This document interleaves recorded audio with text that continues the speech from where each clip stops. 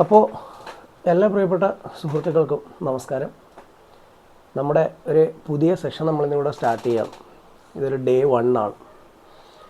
അപ്പോൾ ഇവിടെ നിലവിൽ കേരളത്തിൽ ഒരുപാട് പുതിയ കൾട്ടുകൾ രൂപപ്പെട്ടു വരുന്നുണ്ട്.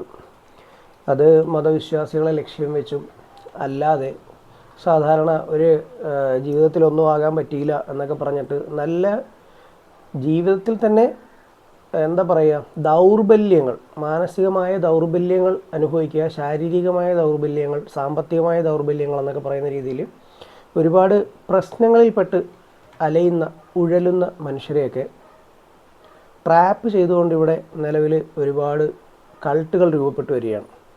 അപ്പോൾ പല ആളുകളും ഇതിൻ്റെ അകത്തേക്ക് പോയി പെട്ടുകൊണ്ടേയിരിക്കുകയാണ്. ഓരോ ദിവസവും നമ്മൾ കാണുമ്പോൾ നമ്മൾ ഇതിൻ്റെ അകത്തൊക്കെ ബോധവൽക്കരണം നടത്താനും ഒരുപാട് കാര്യങ്ങൾ ചെയ്യാനും ഒക്കെ നമ്മൾ ശ്രമിക്കുമ്പോൾ അവർ ഇതിൻ്റെ അഡിക്ഷനിലേക്ക് പോവുകയാണ്. ഈ മനുഷ്യർ അവർക്ക് അന്നേരം കിട്ടുന്ന ആ ഒരു സന്തോഷം, ഒരു സമാധാനം ഒക്കെ കൊണ്ട് അവരിതിൻ്റെ ഒരു അഡിക്ഷനിലേക്ക് പോയിക്കൊണ്ടിരിക്കുകയാണ്.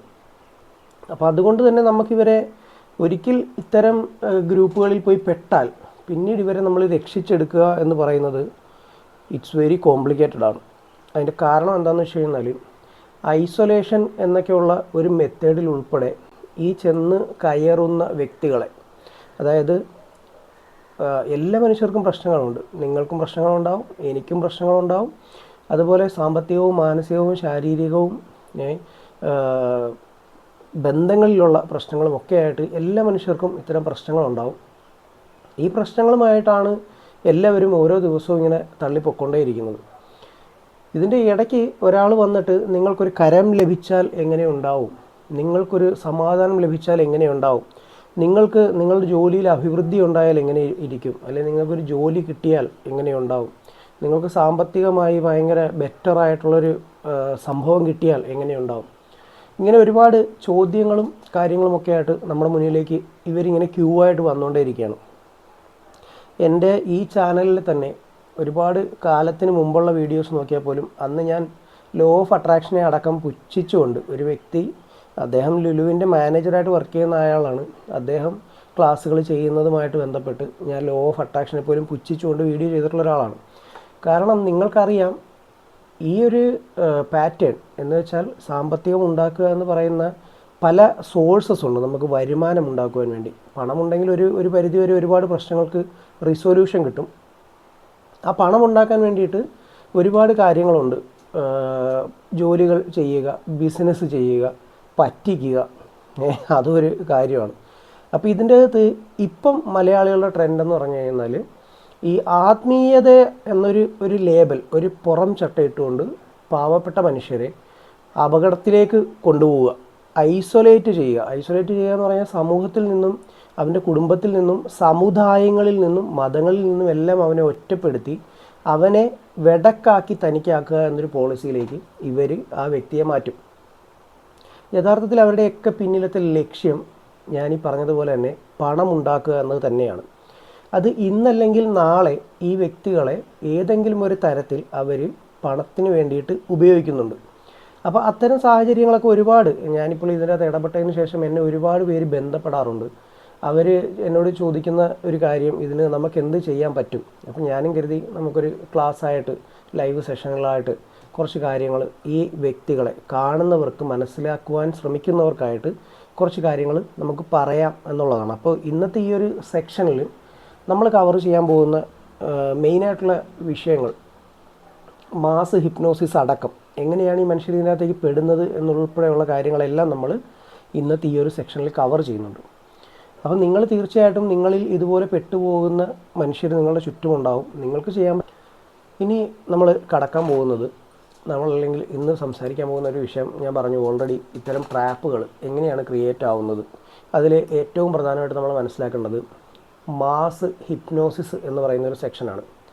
അപ്പോൾ ഞാൻ ആദ്യമേ തന്നെ പറഞ്ഞു, പലപ്പോഴും ജീവിതത്തിൽ നമ്മളിങ്ങനെ തകർന്നു നിൽക്കുന്നൊരു സമയത്തായിരിക്കും നമ്മൾ ആശ്വാസം തേടി പലയിടങ്ങളിലും ഇതുപോലുള്ള ഇടങ്ങളിലെത്തുന്നത്. അപ്പോൾ അവിടെ ചിലർ നമ്മൾ മാറ്റിമറിക്കുമെന്ന് നമ്മളോട് വാഗ്ദാനം ചെയ്യും. നിങ്ങളുടെ ജീവിതം മാറും, നിങ്ങളുടെ ലൈഫിൻ്റെ എക്സ്പീരിയൻസ് മാറും, അങ്ങനെ മാറും, അത് മാറും, ഇത് മാറും എന്നൊക്കെ പറഞ്ഞ് നമ്മളെന്ത് ചെയ്യും, നമ്മൾ പോലും അറിയാതെ ഇവർ നമ്മുടെ കൺട്രോള് മൊത്തം അവർ ഏറ്റെടുക്കും. അത് എങ്ങനെയാണ്, എന്തുകൊണ്ടാണ് ഇത്തരത്തിലുള്ള ബുദ്ധിയുള്ള മനുഷ്യർ പെട്ടുപോകുന്നത്? അല്ലെങ്കിൽ ഇപ്പം ഒരുപക്ഷെ നിങ്ങൾ ചിന്തിക്കുന്നുണ്ടാവും അങ്ങനെയൊക്കെ സംഭവിക്കുമോ എന്ന് ചിന്തിക്കുന്നുണ്ടാവും. അതിന് ഒരുപാട് ഉദാഹരണങ്ങൾ ഇന്ന് കേരളത്തിൽ പല കുടുംബങ്ങളിലുമുണ്ട്.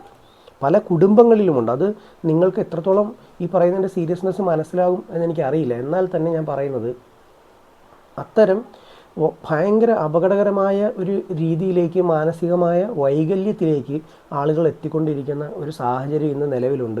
പല ആളുകളും ഇപ്പോൾ വീണ്ടും പുതിയ തട്ടിപ്പുകളുമായിട്ട് അത് പേര് മാറ്റിയും ഇപ്പോൾ സത്യമെന്ന് പേരിട്ടുമൊക്കെ ഒരുപാട് തട്ടിപ്പുകളുമായിട്ട് മുന്നോട്ട് വന്നുകൊണ്ടിരിക്കുന്നുണ്ട്. നമ്മുടെ ചാനലിൽ വളരെ ശക്തമായ വിമർശനം നേരിട്ടതുകൊണ്ട് ചാനലുകളും കാര്യങ്ങളും എല്ലാം ഡിലീറ്റ് ചെയ്യപ്പെടുകയും അതിനുശേഷം ഇപ്പോൾ പുതിയതുമായിട്ട് വന്നിരിക്കുകയാണ്. അപ്പോൾ ഇതൊക്കെ ഇവിടെ സമൂഹത്തിൽ നടന്നുകൊണ്ടിരിക്കുകയാണ്. അപ്പോൾ ഇത് സ്പിരിറ്റിൻ്റെ കളിയാണോ അതോ നമ്മുടെ മനസ്സിൻ്റെ പ്രത്യേകതയാണോ എന്നൊക്കെ നമ്മളൊരു 30 ദിവസത്തോളം ക്ലാസ്സുകൾ എടുക്കാമെന്നൊരു പ്ലാനിലാണ് ഞാനിപ്പോൾ ഉള്ളത്. അപ്പോൾ അതിൽ നിങ്ങളുടെയൊക്കെ സപ്പോർട്ട് ഉണ്ടെങ്കിൽ നമുക്ക് തീർച്ചയായിട്ടും മുന്നോട്ട് പോകാൻ പറ്റത്തുള്ളൂ. അപ്പോൾ ഈ ഒരു ക്ലാസ്സിൻ്റെ ലിങ്കുകൾ ഒക്കെ നിങ്ങൾ ഷെയർ ചെയ്ത് കൊടുക്കുക. ഇപ്പോൾ എന്താ മാസ് ഹിപ്നോസിസ്? നമ്മൾ ഫസ്റ്റ് സംസാരിക്കാൻ പോകുന്ന മാസ് ഹിപ്നോസിസ് എന്ന് പറയുന്നൊരു സംഭവമാണ്. പലരും വിചാരിക്കുന്ന ഈ ഹിപ്നോട്ടിസം അല്ലെങ്കിൽ ഹിപ്നോസിസ് എന്ന് പറയുന്നാൽ കണ്ണാടിയിലോട്ട് നോക്കിയിരിക്കുകയാണ്, അല്ലെങ്കിൽ ഉറങ്ങുന്നതാണ്, അല്ലെങ്കിൽ ഉറക്കുന്നതാണ്.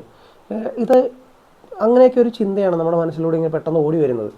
അപ്പോൾ ഈ മാസ് ഹിപ്നോസിസ് എന്ന് പറയുന്നത് വളരെ തന്ത്രപരമായിട്ടുള്ളൊരു സംഭവമാണ്. അതാണ് ഇവരൊക്കെ ചെയ്തുകൊണ്ടിരിക്കുന്നത്. ഇപ്പം ഇതിൻ്റെ ഏറ്റവും സിമ്പിളായിട്ടുള്ളൊരു ഉദാഹരണം പറഞ്ഞു കഴിഞ്ഞാൽ, നമ്മൾ വലിയൊരു ആൾക്കൂട്ടത്തിൻ്റെ അകത്ത് ഇരിക്കുകയാണെന്ന് വിചാരിക്കാം. ഒരുപാട് ആളുകൾ കൂടിയിരിക്കുന്ന ഒരു സ്ഥലത്താണ് നമ്മൾ ഇരിക്കുന്നത്. ആയിരക്കണക്കിന് ആളുകൾ ഒരേ താളത്തിൽ കൈയടിക്കുകയാണ്. ഈ ഒരേ താളത്തിൽ കൈയടിക്കുമ്പോൾ ഒരേപോലൊരു മന്ത്രം ജപിക്കുന്നു, അതുമല്ലെങ്കിൽ ഒരേപോലെ ഒരു വലിയ ശബ്ദത്തിലുള്ള സംഗീതം കേൾക്കുന്നു. ഈ അന്തരീക്ഷം, ആ ഒരു സിറ്റുവേഷൻ, ഇനി ഇതും മറ്റൊരു കാര്യം, ഇപ്പം ഞാൻ സംസാരിക്കുന്ന പോലെ മറ്റ് ഒരാളുടെ സംസാരത്തിലേക്ക് മാത്രം നമ്മൾ കൂടുതലായിട്ട് കോൺസെൻട്രേറ്റ് ചെയ്തിരിക്കുന്നു.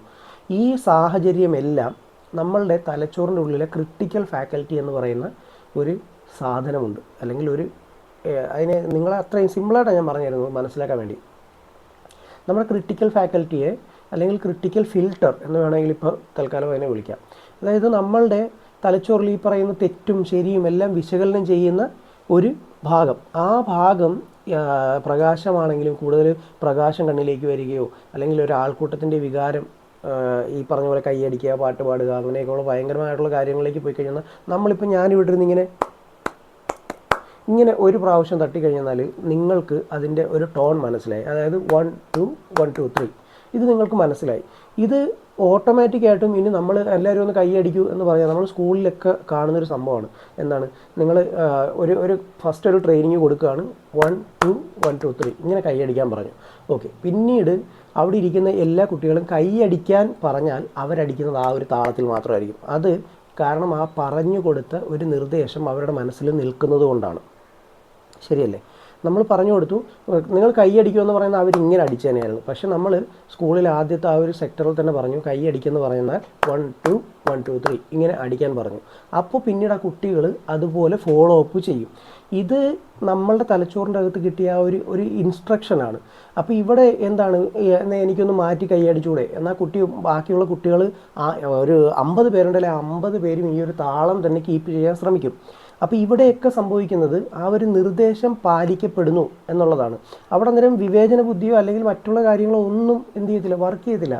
ഇത് ഈ പറയുന്ന എന്തിനാണ് ഞാനിങ്ങനെ കൈയടിക്കുന്നത്, ഈ താളത്തിൽ കൈയടിക്കുന്നത് എന്തിനാണ് എന്നാൽ കുട്ടി ഒരിക്കലും ചിന്തിക്കുന്നില്ല. അല്ലെങ്കിൽ അവിടെ ഇരിക്കുന്ന ആ ഒരു വ്യക്തി ഒരിക്കലും ചിന്തിക്കുന്നില്ല. ഒരാളെ അവിടെ അന്ധമായിട്ട് എന്ത് ചെയ്യാണ്, ഫോളോ ചെയ്യുകയാണ്. അതൊരു ട്യൂണായിട്ട് പോകുന്നു, അല്ലെങ്കിൽ അതൊരു താളത്തിൽ പോകുന്നു എന്നുള്ള ഒരു സംഭവം മാത്രമാണ്. അതിനെയാണ് നമ്മൾ സജസ്റ്റബിലിറ്റി. ഈ ഒരു രീതിയിൽ നമ്മൾ പറഞ്ഞ കാര്യങ്ങൾ അതുപോലെ തന്നെ ഫോളോ അപ്പ് ചെയ്യുന്ന ഒരു ടീം നമ്മുടെ കൂടെ ഉണ്ടാകുമ്പോൾ അതൊരു സജസ്റ്റബിൾ ടീമാണ്. അവർ നമ്മളെ അന്ധമായിട്ട് വിശ്വസിക്കുന്ന ഒരു ടീമും കൂടിയാണെങ്കിൽ ഈ മാസ് ഹിപ്നോസിസ് എന്ന് പറയുന്നത് വളരെ സിമ്പിളായിട്ട് നടപ്പിലാക്കാൻ പറ്റുന്ന കാര്യവുമാണ്. അപ്പോൾ ഇവിടെയൊക്കെ സംഭവിക്കുന്നത് ഈ ഒരു ആൾക്കൂട്ടത്തിൻ്റെ മനഃശാസ്ത്രം എന്ന് പറയുന്ന മാസ് ഹിപ്നോസിസാണ്. ഇതിൻ്റെ അകത്ത് നമ്മുടെ മസ്തിഷ്കം എങ്ങനെയാണ് പ്രവർത്തിക്കുന്നത്? നമ്മുടെ ബ്രെയിൻ ഉണ്ടല്ലോ, നമ്മുടെ ബ്രെയിനിന് 2 അവസ്ഥയാണുള്ളത്.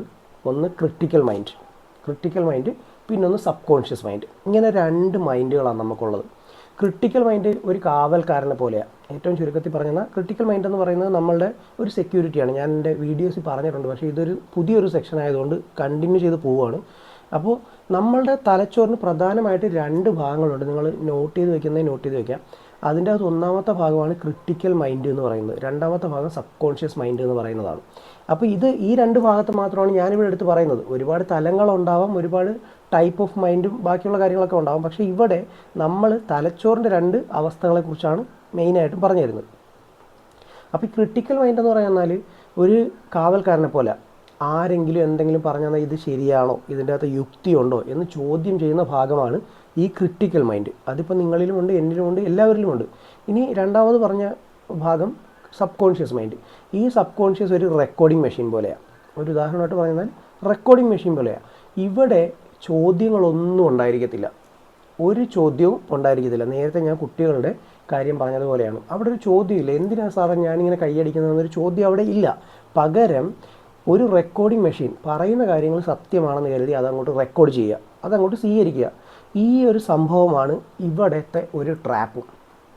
ഈ മാസ് ഹിപ്നോസിസ് വഴി ഈ കാവൽക്കാരനെ ഉറക്കാൻ വേണ്ടിയിട്ട് എന്ത് ചെയ്യും, ഉച്ചത്തിലുള്ള ശബ്ദമോ അല്ലെങ്കിൽ ഒരാൾ മാത്രം സംസാരിക്കുന്ന സംസാരത്തിലേക്ക് കോൺസെൻട്രേറ്റ് ചെയ്യിപ്പിക്കുകയോ ആ ഒരു കാര്യത്തിലൂടെ നമ്മളുടെ ശ്രദ്ധ മുഴുവനും, കോൺസെൻട്രേഷൻ മുഴുവനും ആ വ്യക്തി അല്ലെങ്കിൽ ആ ഒരു ടീം, അതുമല്ലെങ്കിൽ ഇതിപ്പോൾ പല രീതിയിലും നടക്കും. മാസ് ഹിപ്നോസിസ് എന്ന് പറയുന്ന പല പല കാര്യങ്ങളിലും പല പല മേഖലകളിലും നടക്കും.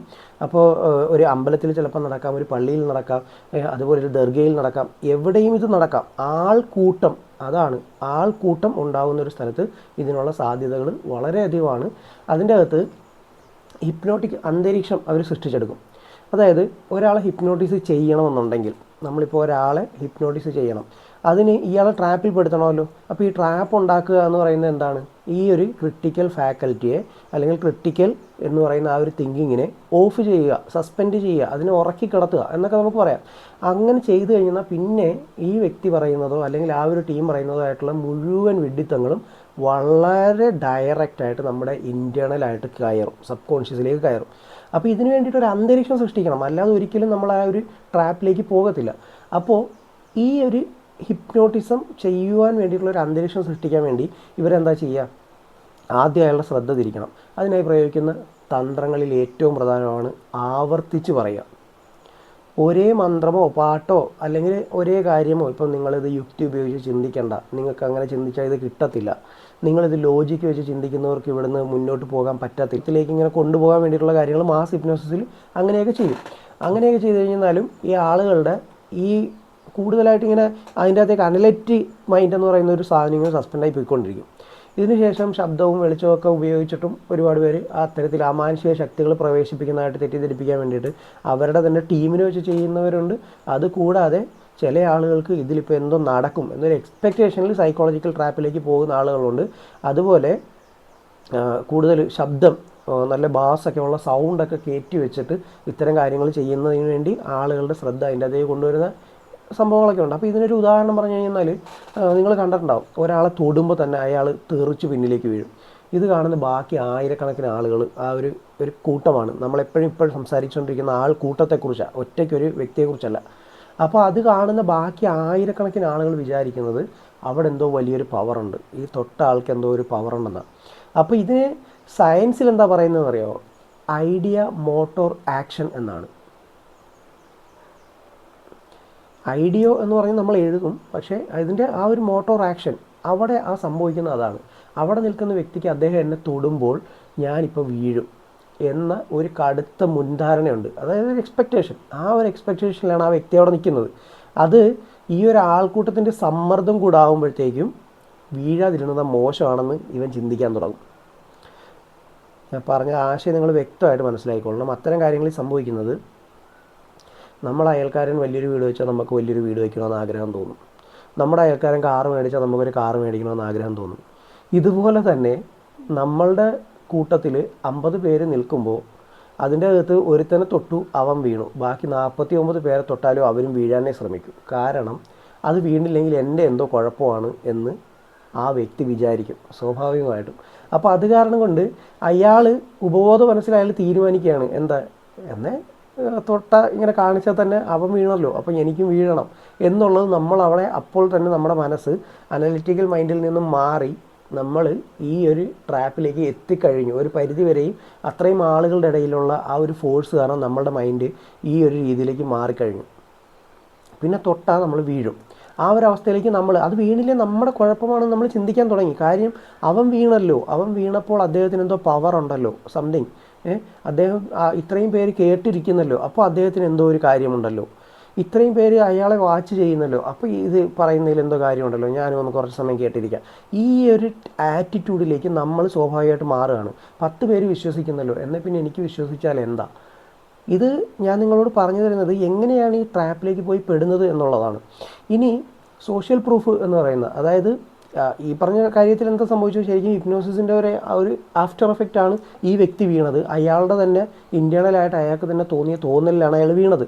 ഇനി സോഷ്യൽ പ്രൂഫ് എന്ന് പറയുന്ന ഒരു സംഭവം, 10 പേരൊരു കാര്യം ശരിയാണെന്ന് പറഞ്ഞു കഴിഞ്ഞാൽ നമുക്ക് ചുറ്റുമുള്ള, ഞാൻ നേരത്തെ പറഞ്ഞ സംഭവമാണ്, 10 പേരൊരു കാര്യം ശരിയാണ് എന്ന് പറഞ്ഞു കഴിഞ്ഞാൽ അത് തെറ്റാണെന്ന് നമുക്കറിയാം, എക്സാക്റ്റ്ലി നമുക്കറിയാം, അതങ്ങനെ നടക്കത്തില്ല. പക്ഷെ നമ്മൾ വിശ്വസിക്കും. എന്താ? അത് ശരിയാണെന്ന് നമ്മൾ വിശ്വസിക്കാൻ തുടങ്ങും. ഇതിനെയാണ് നമ്മൾ സോഷ്യൽ പ്രൂഫ് എന്ന് പറയുന്നത്. അതൊരു ചതിക്കുഴിയും കൂടിയാണ്. ഇത് ഒരു മുറിയിൽ 10 പേരുണ്ട്, അതിൽ 9 പേർക്കും അറിയാം ഒരു വര ചെറുതാണെന്ന്. പക്ഷേ ആ 9 പേരും അത് വലുതാണ്, വലിയൊരു വരയാണ് അവിടെ ഇട്ടിരിക്കുന്നത് എന്ന് പറഞ്ഞു കഴിഞ്ഞാൽ 10ാമത്തെ ആൾ സമ്മതിക്കും അത് ശരിയാണ്, ആ വര കുറച്ച് വലിപ്പമുള്ള വര തന്നെയാണെന്ന്. പക്ഷേ എന്നാൽ അവർക്കറിയാം ആ ഒരു റൂമിൽ ഇട്ടേക്കുന്ന ഒരു വരയാണ് കേട്ടോ, ഒരു ലൈൻ. ആ ലൈൻ അപ്പുറത്തെ ഇപ്പുറത്തെ ഭിത്തി മുട്ടിയിട്ടില്ല, എന്നാൽ അതിന് മേളിൽ അടുത്തൊരു വര വരച്ചാൽ ഭിത്തി മുട്ടിക്കാം. അപ്പോൾ ഈ വര ചെറുതാണ്. പക്ഷേ ഇവർ പറയുകയാണ് ഇത് ഈ റൂമിൽ വരയ്ക്കാൻ പറ്റുന്ന ഏറ്റവും വലിയ വരയാണെന്ന് 9 പേരും പറഞ്ഞു കഴിഞ്ഞാൽ 10ാമത്തെ ആൾ അതിനെ കൺഫർമിറ്റി എന്ന് പറയുന്ന ഒരു സ്റ്റേറ്റിലേക്ക് അയാൾ മാറുകയും അയാൾ പറയും ശരിയാണ്, ഇവിടെ ഇത്രയും വലിപ്പമുള്ളത് വരയ്ക്കാൻ പറ്റൂ എന്ന് അയാൾ പറയും.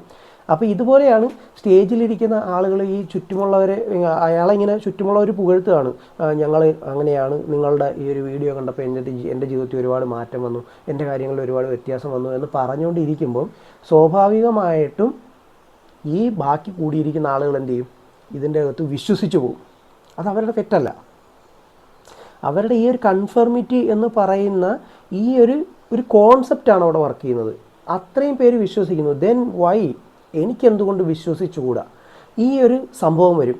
ഇനി അടുത്തൊരു സെക്ഷൻ വരുന്നത് എന്താ? സെൻസറി ഓവർലോഡ് എന്ന് പറയും. സെൻസറി ഓവർലോഡ് എന്ന് പറഞ്ഞാൽ ഒരേ സമയത്തിൽ നേരത്തെ പറഞ്ഞ ഒച്ചത്തിലുള്ള പാട്ട്, കണ്ണഞ്ചിപ്പിക്കുന്ന വെളിച്ചം, ചന്ദനത്തിരിയുടെ ഗന്ധം, അല്ലെങ്കിൽ എന്തെങ്കിലുമൊക്കെ ഇട്ട് പോയിക്കുന്നതിൻ്റെ ഗന്ധം, ആൾക്കൂട്ടത്തിൻ്റെ ബഹളം, ഇത്രയും കാര്യങ്ങൾ ഒരേ സമയം തലച്ചോറിലോട്ട് എത്തിയെന്നാലും ഈ പറഞ്ഞ പോലെ തന്നെ തലച്ചോറ് തളരും. ഇനി എന്നെ തന്നെ ഇപ്പം നിങ്ങൾ കണ്ടിന്യൂസ് ആയിട്ട് കേട്ടോണ്ടിരിക്കുകയാണല്ലോ, ഇങ്ങനെ കുറേ സമയം എൻ്റെ വോയിസ് മാത്രം ഇങ്ങനെ കേട്ടോണ്ടിരിക്കുമ്പോൾ അപ്പോഴും നിങ്ങൾ ടയർഡാവും. അതും എസ്പെഷ്യലി ഒരു ഹിപ്നോട്ടിക് ടോണിലാണ് ഞാൻ സംസാരിക്കുന്നതെങ്കിൽ നിങ്ങൾക്ക് ഈ ഒരു തളർച്ച ഉണ്ടാകും, ഓവർലോഡ് ഉണ്ടാകും.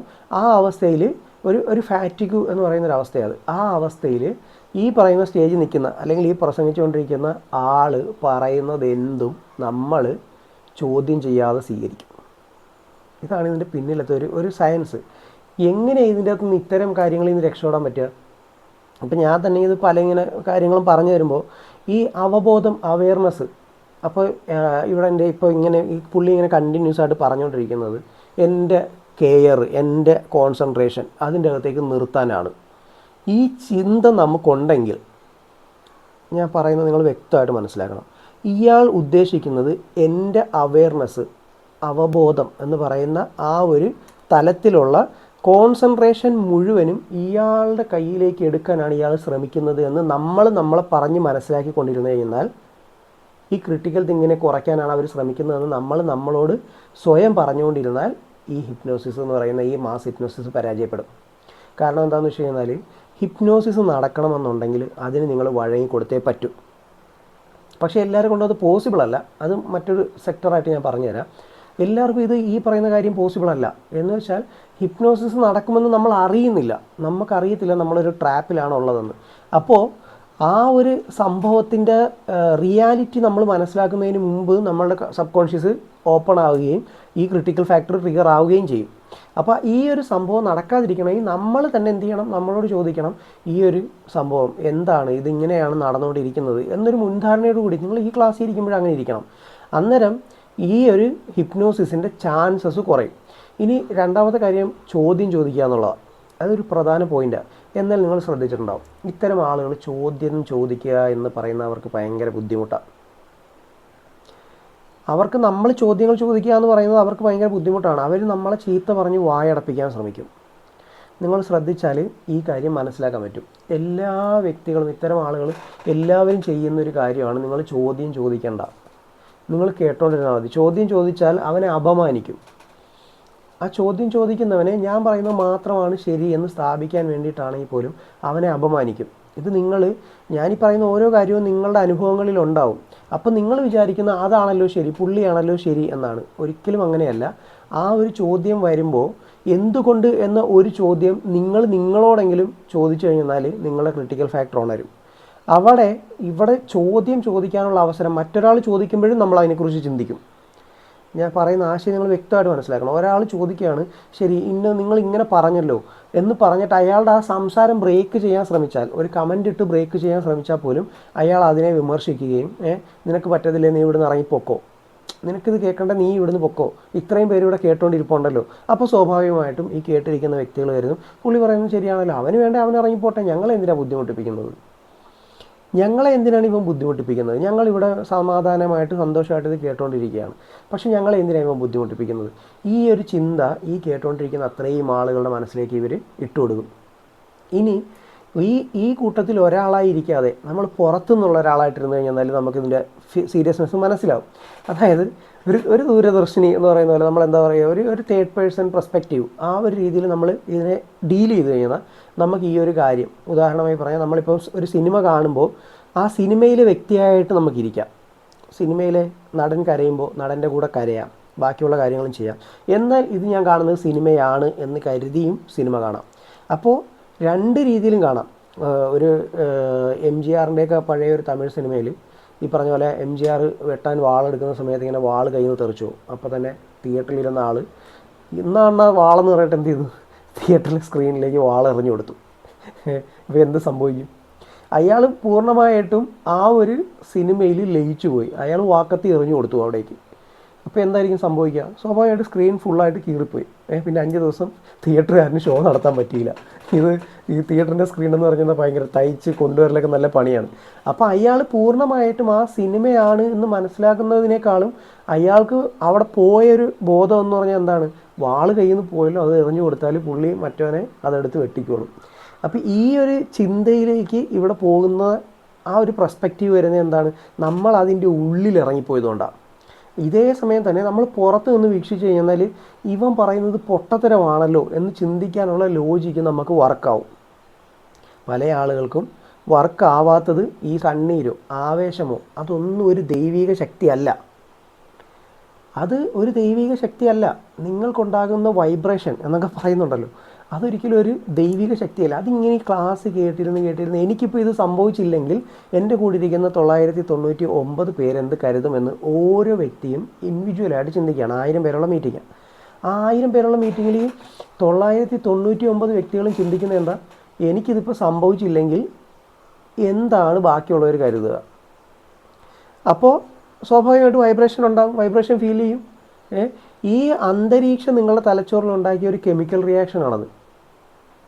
നിങ്ങളുടെ വികാരങ്ങളെ, ഈ പറഞ്ഞ ക്രിട്ടിക്കൽ തിങ്കിങ്ങിനെ നിങ്ങൾ വിട്ടുകൊടുക്കേണ്ടി വരുന്ന സാഹചര്യം അയാൾ സൃഷ്ടിച്ചെടുക്കുകയാണ്. എങ്ങനെയാണ്? നിങ്ങൾ ചോദ്യങ്ങൾ ചോദിക്കാൻ പാടില്ല, നിങ്ങൾ ഇതിനെക്കുറിച്ച് ചിന്തിക്കാൻ പാടില്ല, നിങ്ങൾ ലോജിക്ക് ഉപയോഗിച്ച് ആലോചിച്ചാൽ ഇത് നിങ്ങൾക്ക് മനസ്സിലാവത്തില്ല. നിങ്ങളോട് ഓരോ കാര്യങ്ങളും പറയുന്ന ആ ഒരു ടോണിലും കൂടിയാണ്. അപ്പോൾ സ്വാഭാവികമായിട്ടും എന്ത് സംഭവിക്കും, നമ്മൾ ലോജിക്ക് ഉപയോഗിച്ച് ചിന്തിക്കുന്ന ചിന്ത നമ്മൾ നിർത്തിവെക്കും. പകരം നമ്മൾ എങ്ങനെ ചിന്തിക്കാൻ തുടങ്ങും, ആ വ്യക്തിയും അതിൻ്റെ കൂട്ടത്തിലിരിക്കുന്ന മറ്റുള്ള വ്യക്തികളും എങ്ങനെ ചിന്തിക്കും എന്ന രീതിയിൽ നമ്മൾ ചിന്തിക്കാൻ തുടങ്ങും. ഞാൻ പറഞ്ഞ പോയിൻ്റ് വ്യക്തമായിട്ട് മനസ്സിലായിട്ടുണ്ടോയെന്ന് വിചാരിക്കുന്നത്. നമ്മൾ നമ്മുടെ ചിന്തയ്ക്ക് പകരം മറ്റൊരുത്തൻ്റെ ചിന്തയെ വാടകയ്ക്കെടുത്ത് നമ്മൾ ചിന്തിക്കാൻ തുടങ്ങും, അത്രേ ഉള്ളൂ. അപ്പോൾ ഇതിൽ രണ്ടാമത്തെ ഒരു സെക്ഷനിലേക്ക് വരുമ്പോഴത്തേക്കും മെയിനായിട്ടും പറയാനുള്ളത് എനർജിയെക്കുറിച്ചാണ്. അതായത് ഫാക്റ്റും ഫിക്ഷനും ആ ഒരു രീതിയിൽ ഞാനിതിന് പറയാൻ പോകുന്നത്. അപ്പോൾ ചില ആളുകൾക്ക് ഇപ്പോൾ അതൊക്കെ ഭയങ്കര സെറ്റപ്പായിട്ടുള്ളതാണ്, അതൊക്കെ നീ ഇങ്ങനെ പറഞ്ഞാൽ എങ്ങനെ ശരിയാവും എന്നൊക്കെ ഒരു സംശയം എന്നോടും കൂടെ വരാൻ കേട്ടോ. അതൊന്നും കുഴപ്പമില്ല. ആത്മീയ രംഗത്ത് ഈ പറഞ്ഞ ഊർജം, എനർജി, അത് ഏറ്റവും കൂടുതൽ ദുരുപയോഗം ചെയ്യപ്പെടുന്ന ഒരു വാക്കാണ്. എനർജി ഇല്ല എന്നല്ല ഞാൻ പറയുന്നത്, അതും കൂടി നിങ്ങൾ മനസ്സിലാക്കണം. ഓരോ എനർജിയും അല്ലെങ്കിൽ ഓരോ ഫീലും ഓരോ എഫക്റ്റും ഒക്കെ നമ്മുടെ ലൈഫിലുണ്ടാവും, നമ്മളൊക്കെ എക്സ്പീരിയൻസ് ചെയ്തിട്ടുണ്ടാവും. അതിനെയൊക്കെ നമ്മളുടെ തലച്ചോറിൻ്റെ ഒരു പ്രത്യേകത കാരണം കൊണ്ട് നമ്മൾ മറ്റൊരു കാര്യവുമായിട്ട്, കഴിഞ്ഞ ദിവസത്തെ ലൈവിൽ ഞാൻ പ്രത്യേകം പറഞ്ഞിരുന്നു, നമ്മൾ മറ്റൊരു കാര്യവുമായിട്ട് എന്ത് ചെയ്യും, കണക്റ്റ് ചെയ്ത് വയ്ക്കും. നമ്മുടെ മൈൻഡിന് അങ്ങനെ കുഴപ്പമുണ്ട്, നമ്മുടെ ബ്രെയിനിന് അങ്ങനെ കുഴപ്പമുണ്ട്. നമ്മൾ കണക്റ്റ് ചെയ്ത് വെക്കാനാണ്. അല്ലെങ്കിൽ ഇത് അതുകൊണ്ടാണോ, ഇത് മറ്റേത് ചെയ്തതുകൊണ്ടാണോ, ഇങ്ങനെ ചിന്തിക്കാനാണ് നമുക്ക് നമ്മുടെ ബ്രെയിനിന് ഇഷ്ടം. കാരണം അവിടെ പണി കുറവാണ്. ഇത് എന്തുകൊണ്ട് എന്ന് ചിന്തിക്കുന്നതിനേക്കാളും നല്ലത് ഇത് അതുകൊണ്ടായിരിക്കും എന്ന് ചിന്തിക്കുമ്പോൾ അവിടെ പണി കുറവാണ്. അതേസമയം ഇത് എന്തുകൊണ്ട് എന്ന് ചിന്തിക്കുമ്പോൾ അതിൻ്റെ കാരണങ്ങൾ നമ്മൾ തേടി പോകേണ്ടി വരും, നമുക്ക് എനർജി നഷ്ടം ഉണ്ടാവും. പണ്ടത്തെ മനുഷ്യൻ്റെ അവസ്ഥ വെച്ചിട്ട് മനുഷ്യന് ഈ ചിന്തിക്കാനുള്ള ബുദ്ധിയും ബോധവും ഒക്കെ വളരെ കുറച്ചേ ഉപയോഗിക്കത്തുള്ളൂ. കാരണം എന്താ വെച്ചാൽ ഏറ്റവും കൂടുതൽ പവർ ഉപയോഗിക്കുന്ന തലച്ചോറാണ്. അപ്പോൾ ആ തലച്ചോറിന് കൂടുതൽ എനർജി വേണ്ടതുകൊണ്ട് ആ ഒരു കൺസെപ്ഷൻ, ഈ ഒരു എനർജിയുടെ യൂസേജ് ഒഴിവാക്കാൻ വേണ്ടി നമ്മുടെ തലച്ചോറ് എന്ത് ചെയ്യും, എടാ അതങ്ങനെ ആയിരിക്കും എന്നങ്ങ് പറയും, എന്നങ്ങ് നമ്മളെ ബോധ്യപ്പെടുത്തും. അതോടെ നമ്മൾ ആ കാര്യത്തിലുള്ള ചിന്ത അങ്ങ് വിടും. അപ്പോൾ ഇവിടെ ആത്മീയമായ രംഗത്ത് ഏറ്റവും കൂടുതൽ ദുരുപയോഗം ചെയ്യപ്പെടുന്ന ഒരു വാക്കാണ് എനർജി എന്ന് പറയുന്നത്. ഞാൻ നിങ്ങളിലേക്ക് എനർജി കടത്തിവിടാം, ഞാൻ നിങ്ങളുടെ നെഗറ്റീവ് എനർജിയെ എടുത്തു മാറ്റാം എന്നൊക്കെ പലരും പറയുന്നത് നിങ്ങൾ കേട്ടിട്ടുണ്ടാകും. ഈ ഒരു സംഭവം, പ്രപഞ്ചത്തിൽ എനർജി ഉണ്ട് എന്നുള്ളത് ശാസ്ത്രീയമായ സത്യമാണ്, സയൻറ്റിഫിക്കൽ ട്രൂത്താണ്. നമ്മുടെ ഓരോ കോശത്തിലും വൈദ്യുതി ഉൽപ്പാദിപ്പിക്കപ്പെടുന്നുണ്ട് സെല്ലുകളിൽ. അത് സയൻറ്റിഫിക്കലി, അത് ബയോ ഇലക്ട്രിസിറ്റി എന്ന് പറയുന്ന ഒരു സംഭവം നമ്മളുടെ സെല്ലുകളിൽ പോലും ഉണ്ടാകുന്നുണ്ടെന്നുള്ളത് വാസ്തവം തന്നെയാണ്. ഓരോ ECG മെഷീൻ്റെ അകത്തൊക്കെ നമ്മൾ അളക്കുന്നതൊക്കെയും ഈ ഒരു സംഭവം, അതായത് ഹൃദയത്തിൻ്റെയും തലച്ചോറിൻ്റെയൊക്കെ പ്രവർത്തനങ്ങളൊക്കെ അളക്കുന്ന EEG, ECG ഇതൊക്കെ അളക്കുന്നത് ഇത്തരം ബയോ ഇലക്ട്രിസിറ്റി എന്ന് പറയുന്ന ആ ഒരു കോൺസെപ്റ്റ് വെച്ചുകൊണ്ടാണ്, അല്ലെങ്കിൽ ആ ഒരു ടെക്നിക്ക് വെച്ചുകൊണ്ടാണ്. അങ്ങനെ പറഞ്ഞുതരാം. അപ്പോൾ ഒരാൾ കൈ വീശിയാലോ നോക്കിയാലോ ഈ എനർജി അയാളിൽ നിന്നും മറ്റൊരാളിലേക്ക് ഒഴുകി വന്ന് അവരുടെ രോഗം മാറും എന്ന് പറഞ്ഞെന്നാൽ അതൊരിക്കലും ശരിയായ രീതിയല്ല. അയാൾ ഇങ്ങനെ കൈ വീശിയാൽ ഉടൻ തന്നെ നമ്മൾ വീഴുന്നത്, അതിൻ്റെ കാരണം ഞാൻ ആദ്യത്തിൽ തന്നെ പറഞ്ഞു. ഇവിടെ എങ്ങനെയാണ് അയാൾ വീഴുന്നതെന്ന് വെച്ചാൽ അയാളുടെ മൈൻഡ് തന്നെ അയാളെ ഉരുട്ടിയിടുകയാണ്, മറിച്ചിടുകയാണ്. അയാളുടെ ശരീരം തന്നെയാണ് അവിടെ പ്രവർത്തിച്ചത്, അയാളുടെ മനസ്സാണ് പ്രവർത്തിച്ചത്. അങ്ങനെയാണ് അയാൾ വീഴുന്നത്. പക്ഷേ ഇവിടെ മറ്റൊരാളിലേക്ക് നോക്കിയിട്ട് അയാൾ പറയാണ്, ഇപ്പം നിങ്ങൾ എന്നെ തന്നെ നോക്കിയിരിക്കും, നിങ്ങൾ എന്നെ തന്നെ നോക്കിയിരിക്കും. ഞാനിപ്പോൾ ഇത് പറയുമ്പോൾ നിങ്ങൾ കോമഡി ആയിട്ട് ഫീൽ ചെയ്യും. കാരണം എന്താ, നിങ്ങൾക്കറിയാം അങ്ങനൊരു സംഭവം നടക്കത്തില്ല എന്ന്. പക്ഷേ ഇതേ സാധനം തന്നെ 10 പേര് 20 പേര് നിങ്ങളോട് പറയുകയാണ്, പുള്ളി സ്ക്രീനിൻ്റെ അകത്ത് നോക്കിയിട്ട് ഇങ്ങനെ ഒന്ന് കാണിച്ചതേ ഉള്ളൂ, അപ്പോൾ എൻ്റെ കണ്ണിൽ എന്തോ വന്ന് നിറഞ്ഞതുപോലെ തോന്നി. ആ ഒരു തോന്നൽ എനിക്കുണ്ടായിക്കഴിഞ്ഞപ്പോൾ എനിക്ക് ഭയങ്കര ഒരു സുഖം ഫീൽ ചെയ്തു. ഇതാണ് ഇതിൻ്റെ ട്രാപ്പ്. യഥാർത്ഥത്തിൽ ആ പറഞ്ഞ വ്യക്തി ചിലപ്പോൾ ഇയാളുടെ ഒരു അസിസ്റ്റൻ്റ് ആയിരിക്കാം, അല്ലെങ്കിൽ ഇയാളിൽ നിന്നും ഏതെങ്കിലും തരത്തിലുള്ള പ്രതിഫലമോ ബാക്കിയുള്ള കാര്യങ്ങളോ പിൻപറ്റുന്ന ഒരു ടീമായിരിക്കാം. നമ്മൾ പല നെറ്റ്വർക്കിംഗ് മാർക്കറ്റുകളിലും ബാക്കിയുള്ള കാര്യങ്ങളും ഒക്കെ കാണുന്നൊരു സ്ട്രാറ്റജിയാണത്. കാര്യം കുറേ ആളുകൾ ഇങ്ങനെ പറയും, അത് എനിക്ക് കിട്ടി, എനിക്കിത് അത് കിട്ടി, എനിക്ക് മറ്റേത് കിട്ടി എന്നൊക്കെ പറയുമ്പോൾ സ്വാഭാവികമായിട്ട് നമ്മൾ ചിന്തിക്കാൻ തുടങ്ങും, എന്നാൽ എനിക്കും കിട്ടും, എനിക്കും അത് കിട്ടും. അതിനു വേണ്ടിയിട്ടാണ് പിന്നത്തെ അവൻ്റെ ശ്രമം. അപ്പോൾ ഇവിടെയും ഇങ്ങനെ ചെയ്ത് ഞാനിങ്ങനെ നിങ്ങളുടെ ഇങ്ങോട്ട് നോക്കൂ, കണ്ണിലേക്ക് നോക്കൂ എന്ന് പറഞ്ഞിട്ട് ഇങ്ങനെ കാണിച്ചാൽ നിങ്ങൾ വീഴുമെന്ന് പറഞ്ഞ് ആ ഒരു രീതിയിൽ സെറ്റ് ചെയ്ത് മൈൻഡും സെറ്റ് ചെയ്ത് വെച്ചിരിക്കുന്ന സ്ഥലത്ത് ഒരാൾ വീണ് കഴിഞ്ഞാൽ അവിടെ കസേര ഇരിക്കുന്ന ബാക്കി എല്ലാവർക്കും വീഴണമെന്ന് തനിയെ തോന്നുകയാണ്. അപ്പോൾ നിങ്ങൾ ചോദിക്കും, ഇങ്ങനെയൊക്കെ അസുഖങ്ങൾ മാറുന്നുണ്ടല്ലോ, ഇതിനെക്കുറിച്ച് നമ്മൾ ഡീറ്റെയിൽ ആയിട്ട് തന്നെ പറഞ്ഞിട്ടുണ്ട്. എന്നാലും ഞാൻ ഈ ഒരു സെക്ഷനിൽ അതും കൂടി പറയുകയാണ്. പ്ലാസിബോ എഫക്റ്റ് എന്ന് പറയുന്ന മനസ്സിൻ്റെ ഒരു മരുന്നുണ്ട്. നമ്മളത് മനസ്സിന് വേണ്ടി കൊടുക്കുന്നൊരു മരുന്നാണ്. ആ പ്ലാസിബോ എഫക്റ്റിൻ്റെ പ്രത്യേകത എന്താണെന്ന് വെച്ച് കഴിഞ്ഞാൽ, നമുക്ക് താൽക്കാലികമായ ഒരു ശമനം കിട്ടിയതുപോലെ,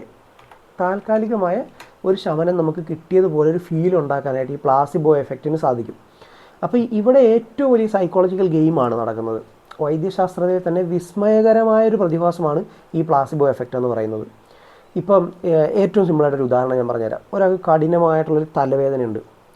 ഡോക്ടർ അയാൾക്ക് വെറും ഒരു പഞ്ചസാര ഗുളിക നൽകുകയാണ്. എന്നിട്ട് പറയും, ഇത് ലോകത്തിലെ ഏറ്റവും മികച്ച മരുന്നാണ്, ഇത് കഴിച്ചെന്നാൽ ഒരു 10 മിനിറ്റിനുള്ളിൽ നിങ്ങളുടെ തലവേദന മാറുമെന്ന് ഡോക്ടർ പറയുകയാണെന്ന് വിചാരിച്ചോ, അയാളുടെ വേദന മാറും. ഇത് സയൻറ്റിഫിക്കലി പ്രൂവൺ ചെയ്തിട്ടുള്ള കാര്യമാണ്. അല്ലാതെ ഞാനിത് ഇവിടെ നിന്ന് ചുമ്മാ ഒരു ലൈവിന് വേണ്ടി പറയുന്ന കാര്യമല്ല. സയൻറ്റിഫിക്കലി ഇത് പ്രൂവ് ചെയ്തിട്ടുള്ള കാര്യമാണ്. അയാൾക്ക് കഠിനമായ വേദനയാണ് പറയാണ്. കുറച്ച് കഴിയുമ്പോൾ അയാളുടെ തലവേദന മാറും. അത് മരുന്ന് കൊണ്ടല്ല മാറിയത്, മറിച്ച് ഞാനിപ്പോൾ കഴിച്ചത് ലോകത്തിലെ ഏറ്റവും ബെറ്റർ മരുന്നാണെന്നുള്ളൊരു വിശ്വാസം മൂലം തലച്ചോറ് സ്വയം ഉൽപ്പാദിപ്പിക്കുന്ന എൻഡോർഫിനാണ്. ഇത് പ്രൂവ് ചെയ്യപ്പെട്ട കാര്യമാണ്, അല്ലാതെ ഇപ്പം എവിടുന്നും എടുത്തു വെച്ച് പറയുന്നൊരു സാധനമല്ല. ഇത് പ്രൂവ് ചെയ്യപ്പെട്ട കാര്യമാണ്. ഇവിടെ ആൾദൈവങ്ങളുടെ അടുത്തെത്തുമ്പോൾ സംഭവിക്കുന്നതും ഇത് തന്നെയാണ്. ഇത്തരം മീറ്റിങ്ങുകളിലാണെങ്കിൽ പോലും നമ്മൾ പങ്കെടുക്കുമ്പോൾ നമുക്ക് ആ റിലാക്സേഷൻ കിട്ടുന്നത് നമ്മുടെ തലച്ചോറ് ഇത് ഉൽപ്പാദിപ്പിക്കുന്നതുകൊണ്ട് തന്നെയാണ്. വേറെ ഒരു വ്യത്യാസവും അതിൻ്റെ അകത്തില്ല. അല്ലെങ്കിൽ അയാൾ തൊട്ടാൽ ഉടനെ എൻ്റെ രോഗം മാറുമെന്ന് ചിന്തിക്കുമ്പോൾ ആ രോഗം മാറുന്നത് ഈ ഒരു സംഭവം കൊണ്ട് തന്നെയാണ്, പ്ലാസിബോ എഫക്റ്റ്. അത് നിങ്ങളുടെ വിശ്വാസമാണ്. അത് നിങ്ങൾ തീവ്രമായിട്ട് അതിൻ്റെ അകത്ത് വിശ്വസിക്കുകയാണ്. എന്നിട്ട് അതിൻ്റെ ക്രെഡിറ്റ് ആർക്ക് കൊടുക്കും? ഈ പറഞ്ഞ വ്യക്തിക്ക് കൊടുക്കും, അല്ലെങ്കിൽ ആ കൂടിയ കൂട്ടായ്മയ്ക്ക് കൊടുക്കും. പക്ഷെ സംഭവിച്ചത് ഇതാണ്. അതിനുള്ളൊരു സാഹചര്യം അവിടെ ഒരുക്കി തന്നു എന്നുള്ളതാണ് സത്യം. അപ്പോൾ അത്ഭുതം പ്രവർത്തിപ്പിച്ചത് നിങ്ങളുടെ തലച്ചോറാണ്, കെമിക്കൽ ഉൽപ്പാദിപ്പിച്ചത് നിങ്ങളുടെ തലച്ചോറാണ്. പക്ഷേ അതിന് കാരണമായതൊരു വിശ്വാസമാണ്. വിശ്വാസം എപ്പോഴും സബ്ജക്റ്റീവാണ്. അപ്പോൾ തലച്ചോറിൽ ഇങ്ങനെ രാസമാറ്റങ്ങൾ ഉണ്ടാവുന്നുണ്ട് നിങ്ങൾക്ക് മനസ്സിലായി. ഇപ്പോൾ ഏകദേശം മനസ്സിലായിട്ടുണ്ടാവുമെന്ന് ഞാൻ കരുതുന്നത്. തലച്ചോറിൽ അങ്ങനെ ഒരു രാസമാറ്റം ഉണ്ടായി, ഒന്നും ചെയ്യാതെ തന്നെ, അതായത് ഒരു പഞ്ചസാര ഗുളിക കൊടുത്തു കഴിഞ്ഞപ്പോൾ തന്നെ അയാളുടെ തലച്ചോറിലൊരു മാറ്റം ഉണ്ടായി നിങ്ങൾക്കിപ്പോൾ മനസ്സിലായി. ഇത് പ്രൂവ് ചെയ്യപ്പെട്ട കാര്യമാണ്. നിങ്ങൾക്ക് വേണമെങ്കിൽ ഗൂഗിൾ ചെയ്ത് നോക്കാം, അതുമല്ലെങ്കിൽ നിങ്ങൾക്ക് ഏതെങ്കിലും AI വേണമെങ്കിൽ ചോദിച്ചു നോക്കാം, അതുമല്ല ഏതെങ്കിലും ഡോക്ടർമാരോട് ചോദിച്ചു നോക്കാം. അപ്പോൾ പലപ്പോഴും ഡോക്ടർമാർ പോലും നമ്മുടെയൊക്കെ ചെല്ലുമ്പം നമ്മുടെയൊക്കെ പറയുന്നത് എന്താണ്, ഇത് കഴിച്ചത് ഇത് മാറും, ഇത് മാറേണ്ടതാണ്, ആ ഒരു രീതി പറയുമ്പോൾ ഇത് കഴിച്ചത് ഇത് മാറും എന്ന് പറഞ്ഞിട്ട് നമ്മൾ പോകുന്നത്. ഇത് വലിയ പ്രശ്നമൊന്നും ഇല്ല എന്ന് പറഞ്ഞ് വളരെ പോസിറ്റീവായിട്ട് സംസാരിക്കുന്ന ഒരു ഡോക്ടർക്ക് എപ്പോഴും രോഗികളുടെ എണ്ണവും കുറവുമായിരിക്കും. പേടിപ്പിക്കാത്ത ഇത് സിമ്പിൾ കേസല്ലേ എന്ന് പറഞ്ഞിട്ട് ട്രീറ്റ് ചെയ്യുന്ന ഒരു ഡോക്ടറോട് നമുക്ക് ഭയങ്കര വിശ്വാസമായിരിക്കും. അപ്പോൾ നമുക്ക് അയാളെ ഇടയ്ക്കിടയ്ക്ക് പോയി കാണേണ്ട ആവശ്യം വരത്തില്ല. നമുക്ക് ചെറിയ എന്തെങ്കിലുമൊക്കെ അസുഖങ്ങൾ വന്നാൽ തന്നെ അദ്ദേഹത്തെ പോയി കണ്ടു കഴിഞ്ഞാൽ നമ്മുടെ പെട്ടെന്ന് ആ അസുഖം മാറും. കാരണം ആ ഡോക്ടർ, നമ്മൾ പറയാറുണ്ടായിരിക്കും അല്ലേ, ഇന്ന ഡോക്ടറെ പോയി കണ്ടു കഴിഞ്ഞാൽ നിങ്ങളുടെ ഈ പ്രശ്നത്തിന് പരിഹാരം കാണാൻ പറ്റും. അയാൾക്ക് അത്രയും എക്സ്പീരിയൻസ് ഉണ്ട്, അയാൾക്ക് അത്രയും കഴിവുണ്ട്. ഈ ഒരു വിശ്വാസത്തിൻ്റെ പുറത്താണ് പിന്നീട് നമ്മൾ ആ ഡോക്ടറെ കാണാൻ പോകുന്നത്. ഒരു 10 പേര് നമ്മളോട് പറയുകയാണ്, ഇന്ന ഡോക്ടർ ഉണ്ടല്ലോ അവിടെ ഇന്ന സ്ഥലത്ത് താമസിക്കുന്ന ഡോക്ടർ, അയാൾ ഇതിൻ്റെ അകത്ത് എക്സ്പെർട്ട് ആകട്ടെ, അയാളെ കാണിച്ചിട്ട് എൻ്റെ ഈ പ്രശ്നം മാറിയത്. സ്വാഭാവികമായിട്ട് നമ്മുടെ മനസ്സ് ട്രസ്റ്റ് ചെയ്യാൻ തുടങ്ങും ആ ഡോക്ടറെ. അവിടെ നിന്ന് നമ്മൾ തുടങ്ങുകയാണ്. പിന്നീട് അവിടെ ചെല്ലുമ്പോൾ നല്ല തിരക്ക്, ആളെ കാണാൻ ഇഷ്ടംപോലെ ആളുകളൊക്കെ ഉണ്ട്. അപ്പം നമ്മളുടെ വിശ്വാസം കുറച്ചും കൂടെ, ഇത്രയും പേരെയൊക്കെ നോക്കുന്ന ഡോക്ടറല്ലേ. പക്ഷേ അദ്ദേഹം കുറിക്കുന്ന മരുന്ന് തന്നെയായിരിക്കും നിങ്ങളുടെ അടുത്തുള്ളൊരു ഡോക്ടർ നിങ്ങൾക്ക് മിക്കവാറും കുറിച്ച് തരിക. ആ ഒരു വ്യത്യാസം ഇവിടെ ആ മരുന്നിൻ്റെ കാര്യത്തിലല്ല. പക്ഷെ നിങ്ങളുടെ ബിലീഫ് സിസ്റ്റം ഇവിടെ എന്ത് ചെയ്തു, ആ ഡോക്ടറെ കുറച്ചും കൂടെ ട്രസ്റ്റഡ് ആയിട്ട് നിങ്ങളുടെ ഉള്ളിലേക്ക് എടുത്തു വെച്ചു. അപ്പോൾ ഇനി ആ ഡോക്ടർ മരുന്ന് തന്നാൽ നിങ്ങൾക്കത് കുറച്ചും കൂടെ എഫക്റ്റായിട്ട് നിങ്ങളുടെ ശരീരത്തിൽ വർക്ക് ചെയ്യും. അപ്പോൾ ഇവിടെ ആൾ ദൈവങ്ങളുടെ സാന്നിധ്യത്തിലേക്ക് വരുമ്പോഴത്തേക്ക് എന്താ ഈ തലച്ചോറിൽ രാസമാറ്റം ഉണ്ടാകുന്നത്? വിറയലോ കരച്ചിലോ വലിയ സന്തോഷമൊക്കെ ഉണ്ടാകുന്നത് എന്തുകൊണ്ടാണ്? ഇപ്പോൾ നിങ്ങൾക്ക് ഏകദേശം ഒരു ഐഡിയ കിട്ടി. നമ്മുടെ തലച്ചോറിൽ കുറച്ച് കെമിക്കൽസ് ഉണ്ട്. ആ കെമിക്കൽസിൽ ഏറ്റവും പ്രധാനപ്പെട്ട കെമിക്കൽസുകളാണ് ഡോപ്പമിൻ, എൻഡോർഫിൻ, ഓക്സിറ്റോസിൻ. ഈ 3 ഏറ്റവും പ്രധാനമായിട്ട് പറയുന്ന കെമിക്കലുകളാണ്. അപ്പോൾ ഡോപ്പമിൻ്റെ ഒരു വലിയ കാര്യം സംഭവിക്കാൻ പോകുന്ന പ്രതീക്ഷയിലിരിക്കുമ്പോൾ ലഭിക്കുന്ന ഒരു ആനന്ദമാണ് ഈ ഡോപ്പമിൻ ക്രിയേറ്റ് ചെയ്യുക. അതായത് നിങ്ങളേതോ ഒരു പവറിലേക്ക് കണക്ട് ചെയ്യാൻ പോവുകയാണ്, നിങ്ങൾക്കെന്തോ വലിയൊരു എനർജി കിട്ടാൻ പോവുകയാണ്, നിങ്ങളുടെ ജീവിതത്തിൽ വലിയ മാറ്റം വരികയാണ്, നിങ്ങളുടെ ജീവിതം അത്ഭുതങ്ങൾ കൊണ്ട് നിറയാൻ പോവുകയാണ്, നിങ്ങൾ സൃഷ്ടാവിലേക്ക് നേരെ കണക്റ്റ് ആവാൻ പോവുകയാണ്. ഇത്തരം കാര്യങ്ങൾ നിങ്ങളോട് പറയുമ്പോൾ നിങ്ങൾ ചിന്തിക്കുന്നത് എന്താ, എന്തോ ഒരു വലിയ കാര്യം നടക്കാൻ പോവുകയാണ്. Something bigger than I expect. ഞാൻ പ്രതീക്ഷിക്കുന്നതിനേക്കാൾ എന്തോ വലിയ കാര്യം, അങ്ങനെയാണ് അതിന് പറയുക. എന്തോ വലിയ കാര്യം നടക്കാൻ പോവുകയാണെന്ന് ആ ഒരു ചിന്ത നിങ്ങളുടെ മനസ്സിൽ വരുമ്പോൾ ഈ ഡോപ്പമിൻ എന്ന് പറയുന്ന ഹോർമോണിൻ്റെ പ്രവർത്തനം അവിടെ സക്സസ്ഫുൾ ആവും. ആ ഒരു വലിയ കാര്യം നടക്കാൻ വേണ്ടി പോകുന്നു എന്ന പ്രതീക്ഷ തരുന്നത് ഈ ഒരു ഡോപ്പമിൻ എന്ന് പറയുന്ന സാധനമാണ്. അത് നമുക്ക് ഭയങ്കര കിക്ക് തരും. ഭയങ്കരമായിട്ട് ഞാൻ എൻ്റെ വീഡിയോസിൽ മെയിനായിട്ട് പറയുന്ന കാര്യം അതാണ്, ഡോപ്പമിൻ കിക്ക് എന്ന് ഞാൻ പലപ്പോഴും ഞാൻ വിശേഷിപ്പിച്ചിട്ടുണ്ട് ആ ഒരു കാര്യത്തെ. അപ്പോൾ നമ്മൾ എന്തോ something more than we expected will happen, ഇപ്പം നടക്കും, എനിക്കതിപ്പോൾ കിട്ടും എന്ന് പറയുന്ന ആ ഒരു ചിന്ത, അല്ലെങ്കിൽ എൻ്റെ ജോലി ഇപ്പം ഞാൻ വെച്ചടി കയറും എന്ന് പറയുന്ന ആ ഒരു ചിന്തയിൽ നമ്മളിങ്ങനെ ഇരിക്കും. ഇനി എൻഡോർഫിൻ എന്ന് പറയുന്ന സാധനം ഉണ്ടാകുന്നത് എന്താ, അത് ഈ ഡോപ്പമിൻ ഉണ്ടാകുമ്പോൾ ഇങ്ങനെ ഒരു എക്സ്പെക്റ്റേഷൻ ആണ് ഉണ്ടാകുന്നത് മനസ്സിലാക്കുക. വളരെ സിമ്പിളായിട്ടാണ് ഞാൻ പറഞ്ഞു തരുന്നത്. എന്നാലും റെപ്പീറ്റേഷൻ വരുന്നുണ്ട്, കാരണം ഇതൊരു ലൈവ് സെക്ഷൻ ആയതുകൊണ്ടാണ്. അല്ലെങ്കിൽ ഞാനിതിങ്ങനെ ഒറ്റ വാക്കിൽ ഇങ്ങനെ പറഞ്ഞു പോയേനെ. റെപ്പിറ്റേഷൻ വരുന്നത് അത് നിങ്ങൾക്ക് ചിലപ്പം പെട്ടെന്ന് വന്ന് കയറുന്ന ആളുകൾക്ക് അത് എന്താണ് പറയുന്നത് മനസ്സിലായില്ലെങ്കിലോ എന്ന് വെച്ചിട്ട് ഞാൻ ഒന്നും കൂടെ റിപ്പീറ്റ് ചെയ്യുന്നതേ ഉള്ളൂ. ഇനി ഈ ഒരു എക്സ്പെക്റ്റേഷൻ ഉണ്ടാക്കുന്ന ഹോർമോണാണ് ഡോപ്പമിൻ. അല്ലെ അതിൻ്റെ അകത്ത് കിട്ടുന്ന ആനന്ദമാണ് ഈ ഡോപ്പമിൻ തരുന്നതെങ്കിൽ എൻഡോർഫിൻ എന്ന് പറയുന്ന സാധനം തരുന്നത് നമ്മുടെ ശരീരത്തിൻ്റെ വേദന കുറയ്ക്കുകയും സന്തോഷം നൽകുകയും ചെയ്യുന്നൊരു ഹോർമോണാണ്. വേദന മാറുന്നതിൻ്റെ കാര്യം നിങ്ങൾക്ക് മനസ്സിലായിട്ടുണ്ടെന്ന് വിചാരിക്കുന്നത്. ഇത്രയും പറഞ്ഞ എക്സാമ്പിളിൽ നിന്നും നമ്മുടെ ശരീരത്തിൻ്റെ വേദന എങ്ങനെയാണ് മാറുന്നത് നിങ്ങൾക്ക് ഇപ്പോൾ ഏകദേശം ഒരു ഐഡിയ കിട്ടിയിട്ടുണ്ടാവുമെന്നാണ് വിചാരിക്കുന്നത്. എൻഡോർഫിനാണ് വേദന കുറയ്ക്കുന്നത്. ആ എൻഡോർഫിൻ സന്തോഷം നൽകുകയും കൂടെ ചെയ്യുന്നൊരു ഹോർമോണെന്ന് അറിയപ്പെടുന്നത്. ഇത് രണ്ടും അതായത് വേദന കുറഞ്ഞാൽ സ്വാഭാവികമായിട്ടും നമുക്കൊരു സമാധാനവും സന്തോഷമൊക്കെ വരും. നമ്മളിപ്പോൾ നല്ല വേദനയായിട്ടിരിക്കുന്ന സമയത്ത് എന്ന് പറഞ്ഞ് കരഞ്ഞുകൊണ്ട് കൈ മുറിഞ്ഞ് അല്ലെങ്കിൽ കാല് മുറിഞ്ഞ് മുട്ടുവേദന, നടുവേദന, പുറം വേദന, കഴുത്ത് വേദന എന്ന് പറഞ്ഞാൽ നമ്മൾ വിഷമിച്ചിരിക്കുകയായിരിക്കും. ആ സമയത്ത് നമുക്ക് ഈ എൻഡോർഫിൻ ഉൽപ്പാദനം നടക്കുമ്പോൾ വേദന കുറയുമ്പോൾ നമുക്ക് സ്വാഭാവികമായിട്ട് സന്തോഷം ഉണ്ടാകും. എൻ്റെ വേദന പോയില്ലോ, എൻ്റെ കഴുത്തിൻ്റെ വേദന ഇപ്പോൾ കുറഞ്ഞല്ലോ. ഇത് നമുക്കൊരു ഹാപ്പിനെസ് കൂടെ ക്രിയേറ്റ് ചെയ്യും. അപ്പോൾ അത് ചെയ്യുന്ന ഹോർമോണാണ് ഈ എൻഡോർഫിൻ. ഇനി ഓക്സിറ്റോസിൻ എന്ന് പറയുന്ന ഒരു സംഭവമുണ്ട്. അതായത് ഈ ആൾക്കൂട്ടത്തിൻ്റെ ഇടയിലൊക്കെ ഇരിക്കുമ്പോൾ, ഇപ്പം ഒരു ഉദാഹരണം പറയാം. നിങ്ങളിപ്പോൾ ഒരു കാട്ടിൽ കൂടെ ഒറ്റയ്ക്ക് നടന്നു പോവുക, അതും അല്ലെങ്കിൽ ഒരു രാത്രി ഒരു ഇടവഴിയിലൂടെ നിങ്ങൾ ഒറ്റയ്ക്ക് നടന്നു പോവുക. അപ്പം നിങ്ങൾക്കൊരു ഭയം ഫീൽ ചെയ്യും. എന്നാൽ നിങ്ങളുടെ കൂടെ ഒരു 10 പേരുണ്ടെങ്കിലോ, നിങ്ങൾക്ക് ആ ഇടവഴി കൂടെ പോകാൻ ഒരു പേടിയും തോന്നത്തില്ല. കാര്യം എന്താ? We are a team. നമ്മൾ കുറച്ച് ആളുകൾ കൂടുതലുണ്ട്. അപ്പോൾ ആ ആൾക്കൂട്ടം നൽകുന്നൊരു സുരക്ഷിതത്വം നമുക്ക് ഫീൽ ചെയ്യും. കാരണം ഒറ്റയ്ക്ക് പോകുമ്പോൾ ഞാൻ പ്രേതത്തിനെ കാണുമോ, എന്നെ പട്ടി കടിക്കാൻ വരുമോ, നമ്മളിങ്ങനെ ഫുള്ളി അവെയർ ആയിട്ടായിരിക്കും നമ്മളിങ്ങനെ പൊയ്ക്കൊണ്ടിരിക്കുന്നത്. എല്ലാ കാര്യങ്ങളും ശ്രദ്ധിച്ചിട്ടായിരിക്കും. പക്ഷേ നമ്മുടെ 10 പേരുണ്ടെങ്കിൽ നമ്മൾ അവരോട് മിണ്ടിയും പറഞ്ഞും പോകും. അതിൻ്റെ അകത്ത് നമ്മൾ ഇവിടെ ഈ വലിയൊരു ട്രാപ്പിലേക്കാണ് പോകുന്നത്, വലിയൊരു അപകടത്തിലേക്കാണ് പോകുന്നതെങ്കിൽ പോലും നമ്മളതിനെക്കുറിച്ച് ചിന്തിക്കത്തില്ല. കാരണം എന്താണെന്ന് വെച്ചാൽ നമുക്ക് ഈ ആൾക്കൂട്ടം നൽകുന്ന ആ ഒരു സുരക്ഷിത ബോധത്തിൻ്റെ പുറത്താണ് നമ്മൾ സഞ്ചരിച്ചുകൊണ്ടിരിക്കുന്നത്. അപ്പം ഈ കെമിക്കൽ ഇത്രയും ഒരുമിച്ചിങ്ങനെ ഉൽപ്പാദിപ്പിക്കപ്പെടുന്ന സമയത്ത് നമുക്ക് ഈ ഒരു ഹൈഫ് ലഭിക്കും. ശരിക്കും ഒരു പ്രത്യേക ഫീല് ലഭിക്കും.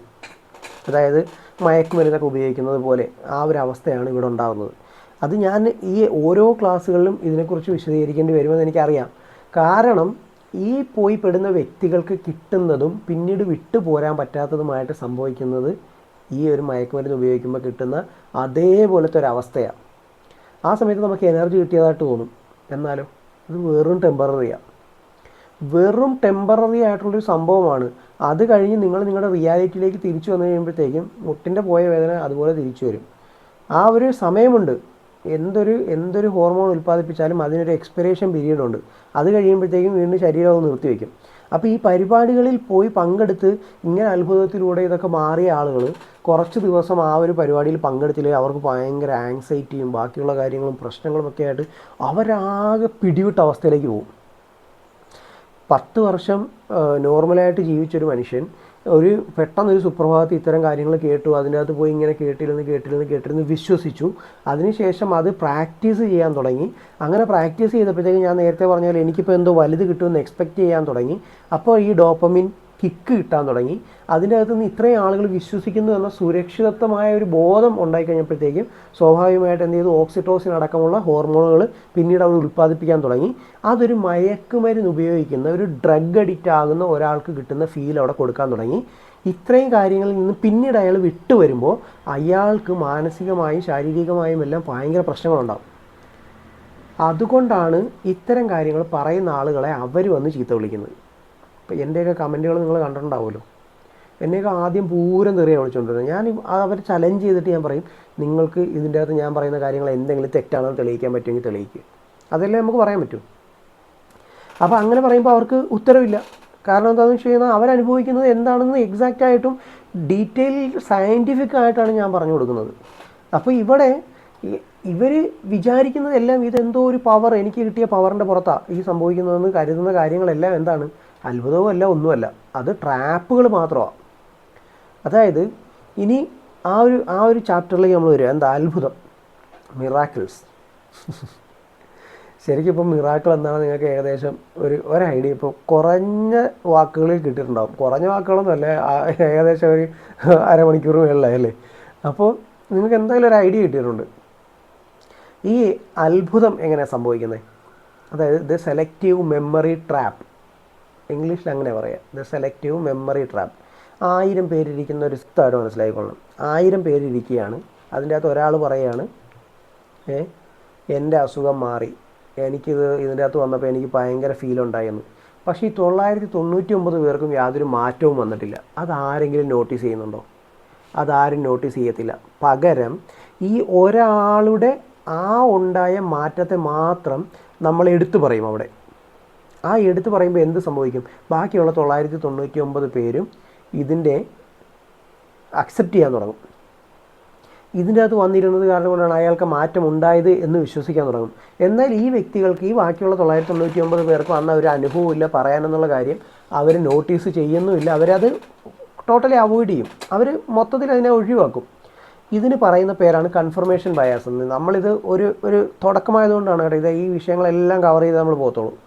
അപ്പോൾ അതിന് പറയുന്നതാണ് കൺഫർമേഷൻ ബയാസ്. നമ്മൾ വിശ്വസിക്കാൻ ആഗ്രഹിക്കുന്ന കാര്യങ്ങൾ മാത്രം കാണുകയും ബാക്കിയുള്ളവ അവഗണിക്കുകയും ചെയ്യും. മനസ്സിലായോ? നമുക്ക് വിശ്വസിക്കാൻ താല്പര്യം എന്താണ്? അതിൽ പോയി ഇരുന്നത് കൊണ്ടാണ് ഇത് മാറ്റം വന്നത് എന്ന് വിശ്വസിക്കാൻ നമ്മൾ താല്പര്യപ്പെടുകയാണ്. ആ സമയത്ത് ബാക്കിയുള്ള 999 പേർക്ക് ഒരു മാറ്റവും വന്നില്ല എന്നുള്ളതല്ല നമ്മൾ ചിന്തിക്കുന്നത്. പകരം ഒരാൾക്ക് മാറ്റം വന്നല്ലോ, ആ ഒരു വ്യക്തിക്ക് മാറ്റം വന്നല്ലോ, അത് ഇവിടെ വന്നതുകൊണ്ടാണ് എന്നുള്ള ഒരു ചിന്തയിലേക്ക് ബാക്കിയുള്ള ഈ 999 പേരും എത്തുകയാണ്. ഇനി ഇതിൻ്റെ അകത്തുള്ള ഏറ്റവും വലിയൊരു പ്രത്യേകത എന്താ? ഈ ഓൺലൈൻ മീറ്റിങ്ങുകളുടെ ഒരു ട്രാപ്പ് എന്ന് പറഞ്ഞു കഴിഞ്ഞാൽ അവിടെ ഒരാൾക്കും ഒരു സ്വന്തമായിട്ടൊരു അഭിപ്രായം എഴുന്നേറ്റ് എന്ന് പറയാനോ അല്ലെങ്കിൽ ബാക്കിയുള്ളൊരു കാര്യം ഒരു ക്വസ്റ്റ്യൻ ചോദിക്കാനോ ഒന്നും പറ്റത്തില്ല. കാരണം എന്താ? ഹോസ്റ്റ് കൺട്രോൾ എന്ന് പറയുന്ന ഒരു സെറ്റപ്പ് ഉണ്ട്. നിങ്ങൾക്ക് എന്തെങ്കിലും പറയണമെങ്കിൽ പറയാൻ ഇപ്പം നിങ്ങൾക്ക് ഇവിടെ ഒന്നും പറയാൻ പറ്റുന്നില്ല. ഞാനിതൊരു ക്ലാസ് ആയിട്ട് എടുക്കുന്നതുകൊണ്ട് നിങ്ങൾക്ക് ഇങ്ങോട്ട് എന്നോടൊന്നും പറയാൻ പറ്റുന്നില്ല, ഒന്നും ചോദിക്കാൻ പറ്റുന്നില്ല. നിങ്ങൾക്ക് എന്തെങ്കിലും സംശയം ഉണ്ടെങ്കിൽ നിങ്ങൾക്ക് കമൻറ്റ് ചോദിക്കുക. അതേ നിങ്ങൾക്ക് ഓപ്ഷനുള്ളൂ. ഈ പറഞ്ഞതുപോലെ തന്നെ ഹോസ്റ്റ് കൺട്രോൾ എന്ന് പറയുന്ന ഒരു രീതിയിലേക്ക് കൊണ്ടുപോയിട്ടാണ് നിങ്ങളിത് ചെയ്യുന്നത്. അപ്പോൾ സ്വാഭാവികമായിട്ട് നിങ്ങൾക്കൊരു സംശയം വന്നാൽ നിങ്ങൾക്ക് ചോദിക്കാൻ ഒരു ഓപ്ഷനും ഇല്ല. ഓപ്പണായിട്ട് പറയാൻ നിങ്ങൾക്ക് ഒരു ഓപ്ഷനും ഇല്ല. അപ്പം നിങ്ങൾ എന്ത് ചെയ്യും? നിങ്ങൾ അതിങ്ങനെ കേട്ടോണ്ടിരിക്കും.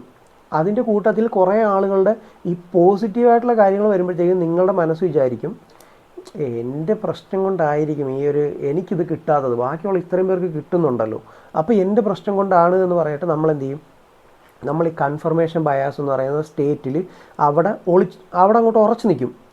ഇവിടെ മാനസിക സമ്മർദ്ദം കൊണ്ട് ഉണ്ടാകാവുന്ന കുറേ, അതായത് സൈക്കിക് ഡിസോർഡറുകൾ ഉണ്ട്. അത്തരം കാര്യങ്ങൾക്കൊക്കെ ഇതൊരു താൽക്കാലിക ആശ്വാസം ലഭിക്കുന്ന ഒരു സംഭവമാണ്. അത് ഈ ഒരു മീറ്റിങ്ങിൽ പങ്കെടുത്തത് കാരണം കൊണ്ട് അത്തരം കാര്യങ്ങൾക്ക് എന്ത് സംഭവിക്കും?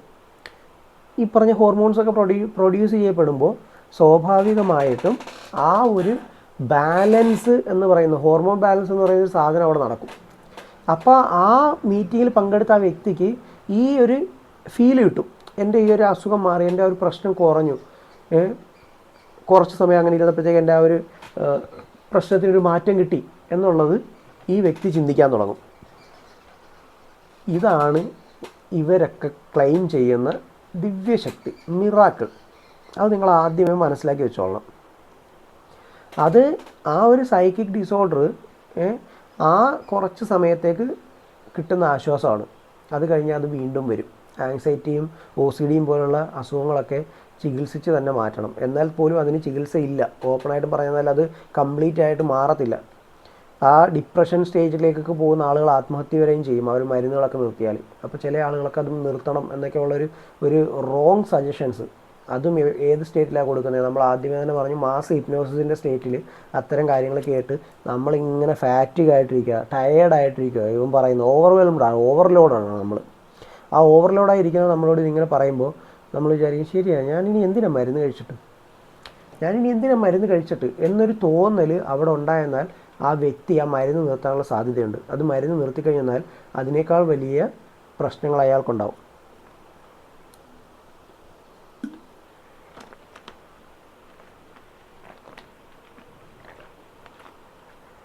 അപ്പോൾ നമ്മൾ എനർജിയെക്കുറിച്ചാണ് പറഞ്ഞുകൊണ്ടിരിക്കുന്നത്.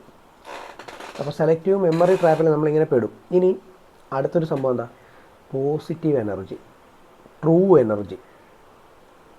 യഥാർത്ഥ പോസിറ്റീവ് എനർജി എന്ന് പറയുന്നാൽ ഒരാൾക്ക് പണമായോ അല്ലെങ്കിൽ തൊട്ടാലോ അതൊന്നും കിട്ടുന്ന സംഭവമൊന്നുമല്ല. അതൊരു ആറ്റിറ്റ്യൂഡാണ്, മനോഭാവമാണ്. യഥാർത്ഥത്തിൽ ഈ പോസിറ്റീവ് എനർജി എന്ന് പറഞ്ഞു കഴിഞ്ഞാൽ അത് നമ്മളുടെ മനോഭാവമാണ്. നമ്മളിപ്പം നിങ്ങളോട് ഏറ്റവും സിമ്പിളായിട്ട് നിങ്ങൾക്ക് മനസ്സിലാവുന്ന ഒരു ഉദാഹരണം പറഞ്ഞുതരാം. നിങ്ങൾക്കൊരു 500 കിലോമീറ്റർ യാത്ര ചെയ്യാനുണ്ടായിരുന്നു. നിങ്ങൾ 100 കിലോമീറ്റർ യാത്ര ചെയ്തു. ഇനി നിങ്ങൾക്ക് 400 കിലോമീറ്റർ യാത്ര ചെയ്യണം. ആ സമയത്ത് നിങ്ങൾ ചിന്തിക്കുകയാണ്, ഇനി 400 കിലോമീറ്ററും കൂടെ പോകണമല്ലോ. നിങ്ങളുടെ ചിന്തയെക്കുറിച്ചാണ് ഞാൻ പറഞ്ഞു തരുന്നത്. നിങ്ങൾ ചിന്തിക്കുന്നത് എങ്ങനെയാണ്? ഇനി 400 കിലോമീറ്ററും കൂടി ഞാൻ പോകണമല്ലോ. ഈ ഒരു ചിന്ത വരുമ്പോൾ അത് പോസിറ്റീവാണോ നെഗറ്റീവാണോ? അത് നെഗറ്റീവാണ്.